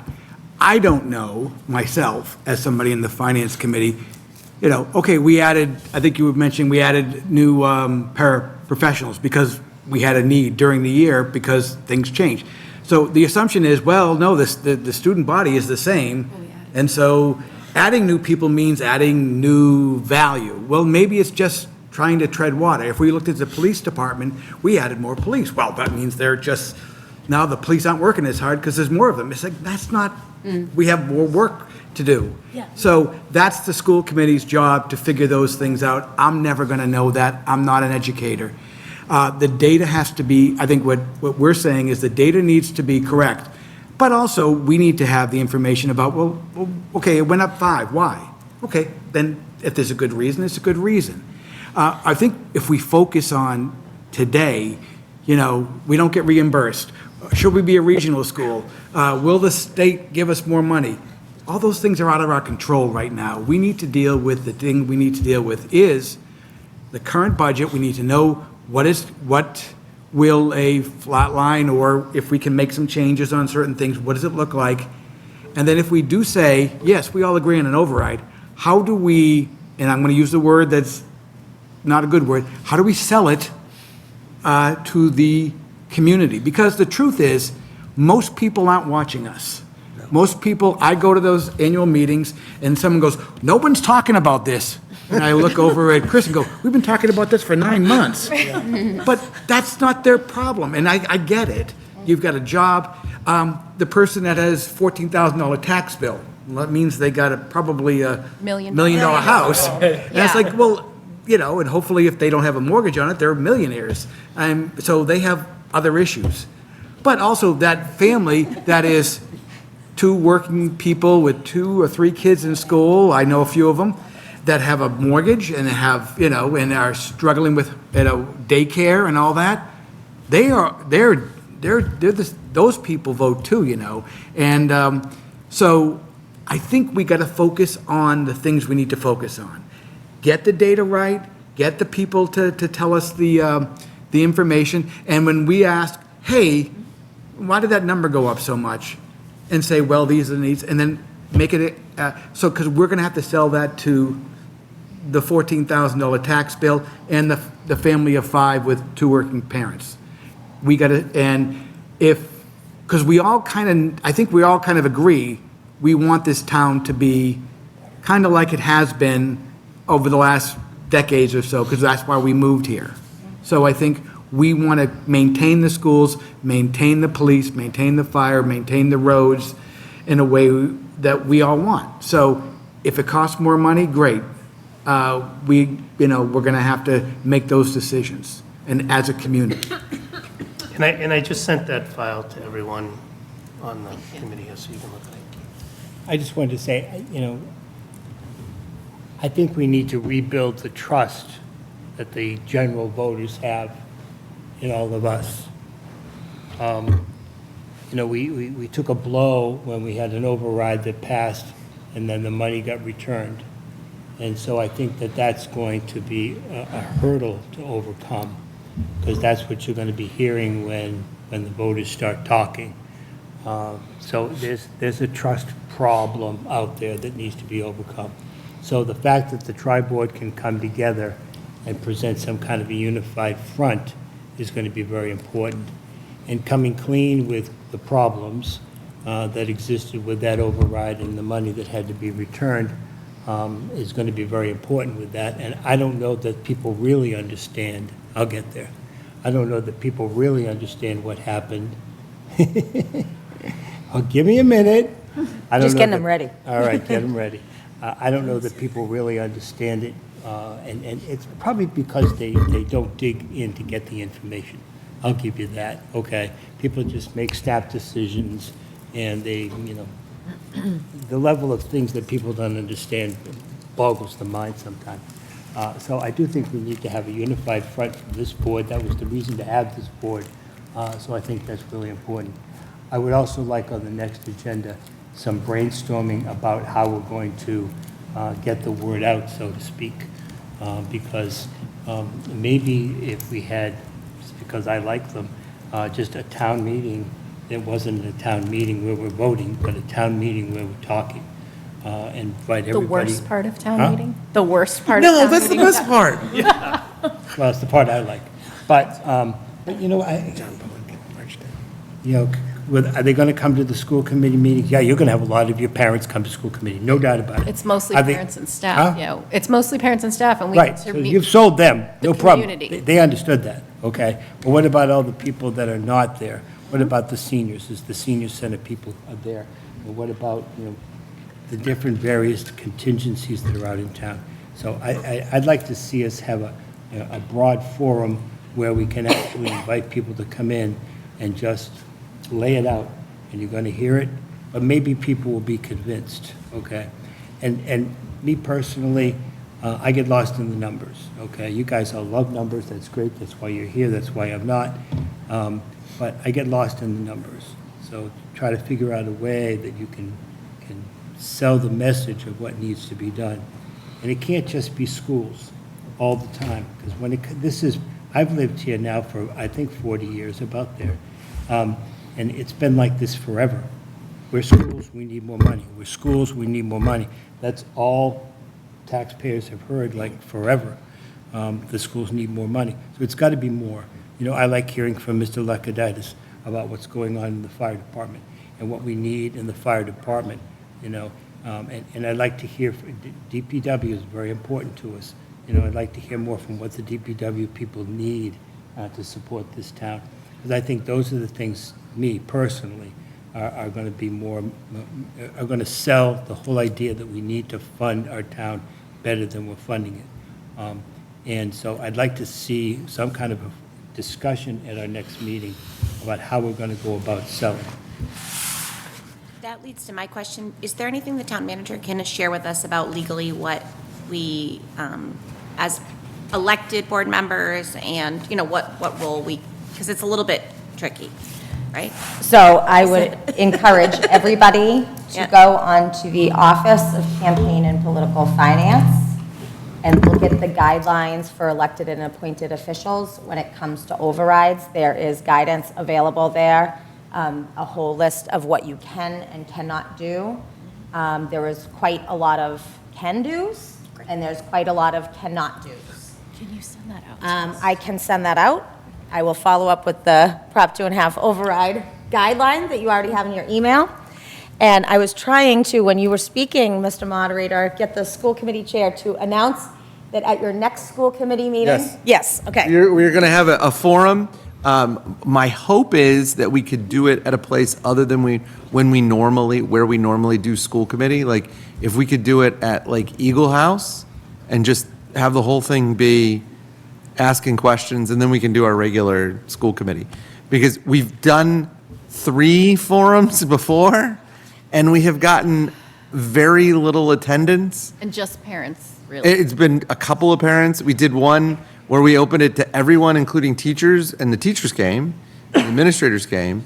And then we did one at another school, and the teachers came, and administrators came.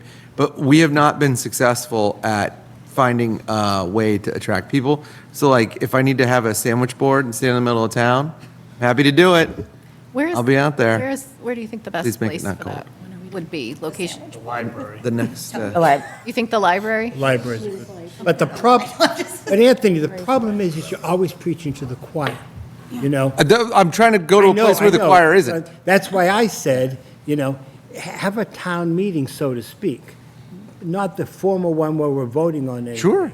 I mean, Just invite everybody and every contingency to come. And I'd like to have, you know, when we did the override at town meeting, Carolyn, what I had was a line of teachers and a line of parents, you know, and a couple of kids, you know, and talking repeatedly, repeatedly. I need to hear from the fire department. I need to hear from the staff, okay, chief. I need to hear from the police and the fire department. I need to hear from the staff. I need to hear, I mean, there was a powerful presentation one time about a woman who talked about the cold window over at the library, the old library, you know, when she just needed a window, you know, because of the draft there, she had to wear a winter coat all the time. I mean, these are powerful stories, okay? And there's more to this town's need than we need for the schools, and the teachers aren't sustainable. There has to be more. Oh, yeah, I agree. I think we got to do this together. I'd like to have that. I'm happy to go wherever where you, I mean, you are wiser and you've been here longer than I am. Huh? So tell me where you think we should go. How do we attract I already the crowd? said, I'll put the bug in Jen's ear if she wants to do it. I'd like to have a town-wide forum on the town's budgetary needs, or something that you can pare down so that we can do it. With a presentation about Two different what it is. things. Yeah. Two different things. I'm happy to go get yelled at by So first, we need to address, I think, the FY '25 questions that are remaining. That's one thing. That's one forum. And then I do believe that there will be multiple forums, road shows, where we take all of this, once we get to, here's the numbers, right? Closer to here's the numbers, and take those in various groups. I will say the next 10 weeks is going to be pretty intense. Oh, yes. For at least FinCom and Select Board, and you guys are ahead of, you know, the game which is very helpful for everyone, but it would probably need to come after that, because. I want to do on budget 25, I want to do that next. We had it planned and we had to cancel Yeah, it. we need to do that within. Yeah, so like, I want to do that at our next meeting. And then the bigger one, where the whole town comes and yells at us, we can do that later. You're talking about the Well, override. I think they should come yell at us about the FY '25 thing, too. I'm happy to get yelled at whenever. Well, I think they need to get it out, No, really, yeah. you know? Yeah, We gotta let do them That's know. the undercurrent. That's what you're going to hear at the ballot box. Yep. Oh, no, at town meeting, you're going to pack the house, you know, and all your supporters are going to be there, and I'll have 300 people telling me what we need, which is wonderful, and I love it. But, you know, and then you get to the ballot box, and it's all shot to hell. We also have public hearings within FinCom that is the same 3 or 4 people that come to every year. Exactly, that's the problem. So maybe we just need to change the way we conduct that. I would imagine that you'll have a larger showing than is typical this year. I would imagine, but I could be wrong. Yeah, well, I probably have every parent ready to kill me as I walk out the door here. But. So should we do it at Eagle House? I mean, I'm asking. What, your meeting? For theirs, for the Yeah. FY '25, what happened in FY '25? It's not that complicated. I also think not at late at night, earlier, 5 o'clock.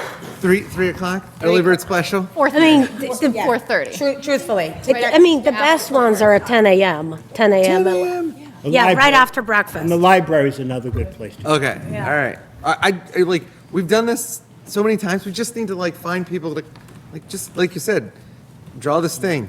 You want to do we can do the library. The library? I'm happy to do it wherever people think it'll work. Graphic, oh. Okay, so we have some work to do. When is our next meet? I'm jumping ahead, but when is the next meeting?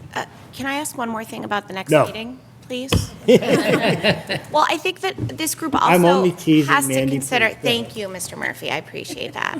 I also think this group, there's been some brief discussion of, I've heard some folks talking about whether we would take a budget to town meeting that included the override and then have to go back if the override didn't pass, or if we would take two budgets to town meeting. I don't have a strong opinion on that, but I think that's something that this group, I mean, I know the select board will probably end up having the final say, but like that's another real consideration.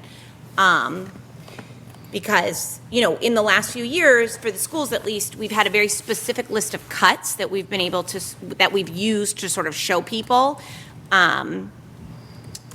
But that blows both ways, because then you have people who know that their job is, then you lose I'm not folks. sure, I don't think that's our plan. And that's not really our plan this year, so, yeah. So I just think that's something, if we want to move forward with this group, I'm probably should sorry. be talked about. I didn't understand. So when we go to town meeting, only bring the override budget? So some towns do that. Yep, some towns only bring the override budget. And if it doesn't pass? You have to go back to town meeting to vote the real budget again. And you don't get your cherry sheet. It depends if you go past, it depends how I far mean, you you've go. got to go Yeah. back within a certain period of Yeah. time Or to else get you're your in cherry sheet. or else you're in 112 budgeting. Right. Or your else who do. In this, Town meeting costs money. remember, you have to do town meeting and the ballot, Yeah. the override. So if both pass, that's great. If one of them, the second one especially, then we have to have that budget ready to have, and we have to have another special meeting. And how quickly can we do that? Isn't 90 days to call a town meeting? I don't, Well, we that need sounds a new little budget by dangerous. July 1. Yeah, that sounds a little dangerous. You're also Because our gonna town have meeting is so three new- late. I think we Yeah, I can mean, leave this. I'm not, No, I know. I'm not advocating for either Oh, or. no, I I'm just just know talking. that that is something, like, I don't think we want to spring that on people. gotta look at the We should, calendar. I think this group should talk about that. No, if I'm that's- just going yeah. over the timeline. Yeah, I mean, I think. Way to do it. You'd also have three new All right, boards. we got three conversations going on, so Sorry. let's try to, one at a time. All right, are you done, Mandy? All right, good. Laura had a question over here. Good. I had wondered what 112 budgeting was, because the way you said it made it sound terrifying. Well, it's terrifying. So 112 budgeting, if you don't have an approved budget prior to the start of your fiscal year, you go into what's called 112 budgeting. A lot of communities were facing this around COVID when they were having difficulties getting their town meetings scheduled. The trouble with 112 budgeting is we have quite a lot of large bills that are due on July 1st. So you get basically 1/12 of your appropriation, but you have a disproportional amount of money coming out of that July bill. Of which appropriation, prior years? Prior years. I believe it's the prior You years. wouldn't even get at a 2.5 plus. I'll check into how exactly that works, but it's not, we do not want to be in 1/12 budgeting. I agree. You're probably in a furlough situation while you get those big bills paid. Go ahead, Renee. So I thought I heard at your last school committee meeting, Dr. Fortuna made a comment how it wouldn't work, it wouldn't be advisable, the timing wouldn't work if we went with an override budget, didn't pass and have to go back. Yes. Didn't she make a comment That is about that? correct. She made a brief comment that she thought that would be problematic for the schools. Yes. Oh, sorry, my mic's not on. Because It was around the timing. yeah, because our town hires. meeting is set Yeah. For what it's worth, I believe we need to have a number that meets it with an override and one without an override. I absolutely am advocating for an override. I think we need it. Yeah. But I think it would be irresponsible not to go to town meeting with Okay, without. that's fine. I just, that. I think it's something this group, Think you know, it's gonna be. That's fine. deserves to talk Be about. responsible. Okay, let's be responsible. All right, so the next thing on the agenda, let's see if there's any other public that want to comment? No? Any of the staff? Anybody over there with the fire? No? don't Okay, see any hands. nobody online? Do we think anybody watched this meeting online? At live? least 13 people. 13 people? That's excellent. Yeah, this is going to take It's going to public take a lot of input. work. Like, It's I'm gonna a take little lot of work. disappointed we didn't have more public input. We need more public input on this. We need to know what people are feeling. All right, the last thing on the agenda then is what the dates are for our next meeting. That's good. I think I have it, but I don't want to look. So I don't think we have. I don't think we have. We don't have one. No, this was the last one on the Oh, this was calendar. like, okay. Yeah. All right, so what works? So we're in the budget cycle. Why don't we let you guys do that? I think that we need to start, I think it's going to be difficult for us to direct what we're doing with cuts, planning, without hearing more of this and more from the public. So I'd like to really, if we could, get that additional piece of feedback after tonight sooner than later, even if we don't have that level service number figured out, but 2 weeks to 3 weeks would be a good check-in point, because I really do think that we need to be hearing the thoughts and feelings. So isn't, well, why don't you suggest a date then? So the school committee typically meets on Wednesdays, correct? Yes. And so, and FinCom's on Thursdays and select boards on Tuesdays. So February 9th or 16th? 16th 16th is a holiday. School vacation week as And well. school vacation week. Wow. So maybe the 9th or the 23rd. Oh, the 9th is the day after the Super Bowl? Yeah.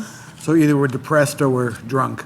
Is. You're still drunk? At 7? You're an impressive. No, you don't know, yeah, you don't know my life. Tip my hat to you, sir. We are.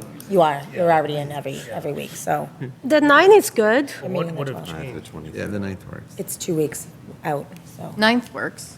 The 9, yeah, Then the 9th, other than the Super Bowl factor? that's, 9th or 23rd. I mean, come on. Okay. I'm not available. Where do we want to meet? It's just like a night. The microphones work better here. Yeah. Planning board is here on Monday. And we can be live. And no one You're has here. Zoom bombed us. What is the, what's the goal of the next one, do we think? Shape of the override. I think that folks have some homework that they were supposed to do. They are supposed to go to your constituent groups and talk to folks and get the feedback and think and go back and look at the videos and. The Right. calculator is not currently working, the DLP, whatever calculator. You can't, DLS. you can't put, you can't put commas Okay, in okay. I either. tried a couple times. Oh. So the 9th would be like one real week to do that. We can't be here because the planning board is here that day. Okay. Oh, we can do it at the school. Well, And the 16th is, that whole, Not that we couldn't do it that day, I'm just saying we can't. so do the it tomorrow. 16th is a holiday, but what about President's Day. the 18th? Wednesday, the 18th? Is school committee meeting Wednesday, the 18th? we are, School vacation. we are not. Oh, no, we're not. No, we're not. School vacation week. Yeah, let's do it then. That will make it so it's not like an additional one. Wednesdays are a little trickier for me, but I will put on my calendar and do my best. Are people going to be out of town for school vacation? I was seeing Yeah. a couple. Yeah. Or do we have a quorum? We might have quorum issues. Oh, we won't, because we have only 4 Yeah. people. Yeah. Doesn't, We can do the 9th just at the school. Can we do it at the school? We have to have a quorum instead of here? No, it's, Not necessarily. no, it's, you don't need to have a, On the 9th? on the 9th, we have enough members, but what is the whole, why can't we just meet at the schools? Like, it's not the location is the issue. I don't think there's a quorum issue on school vacation week, is what I'm hearing. on the Oh, 9th, not on the 9th. Oh, on the 9th. On the 9th, yeah, 9th is a room issue. we can do the We school. can just do it at the school. Right, does that give us enough time to think that's what research what Mr. you're Menard was thinking about and start to come together with a plan of how we're going to, what kind of override we're looking at, and how we're going to start selling it, what the plan would be to sell it? So if we do it on the 9th, and we have our forum for the public on the 4th, we probably won't have time to discuss what we would think of as the shape of the override and the amount. The handout was No, really good. We'll talk about it here. No, like, do we want to tier it over? We haven't had that conversation. No, that's what the 9th is for. Right, I know, but like, if you're saying you want us to come back No, having talked to our like- constituents, like we we will wouldn't be have able to them do on that. Not in a, your constituents meaning not like the the school parent? committee. Okay, Yeah, Yeah, that's fine then. We could do that. Sure. not a formal convening of the school committee. Okay. Okay, so is it the 9th? Yes? Yes. At the middle high school? At the middle high school in the, Mary, are you in the project room? Mary said that there's definitely something in Okay. There's probably play rehearsals because class plays are that week. Oh, what? Okay. Oh. So was the weekend, was in rehearsal and set walking and everything. All right. Class plays are that week. Was there You guys should anything go. else to put on the agenda? So I had asked for us to discuss what type of override and how we're going to sell it. Can we say educate the public instead Message, of selling? messaging. Civic Yeah, I think engagement. educate. Civic Sure. engagement. People need to make their. I'm voice sure Jen will heard, come up But they with- need to have the information to do Yeah. that. Something better than sell, okay? I'll grant you that. I like educate. Or inform. What else would you like on the agenda, if anything? We won't have numbers. Well, if there's an update. I think if a there's an time, update. I think we should work on a timeline. Does Finance Committee know, do we know yet timing for when you guys will finish your presentations? Yeah, we have a calendar. Okay.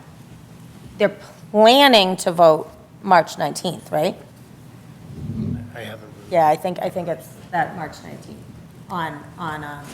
The warrant closes on March 16th, and they have tentatively booked March 19th for, I think, the public hearing. Okay. I don't know if that's going to actually. Well, then you have, and then you do your work. March 12th, it says here, Finance Committee just, oh, that's override.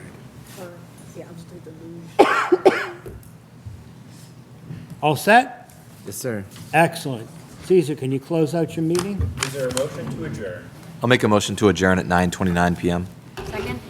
Those in favor say aye. Aye. Those opposed, no. It is 9:30 and the select board is adjourned. I would make, Scalabrini. looking for a motion to Motion close. to adjourn the school committee. Is there a second? All in favor? Yep. Aye. We are closed at 9:30. Let's go. Mr. Menard. I'd entertain a motion to adjourn. So moved? Second. All those in favor, say aye. Aye. Opposed? Excellent. The TriBoard Committee is adjourned until the 9th of February at 7 o'clock here. Thank you to all very much. My house. Otherwise, the cars.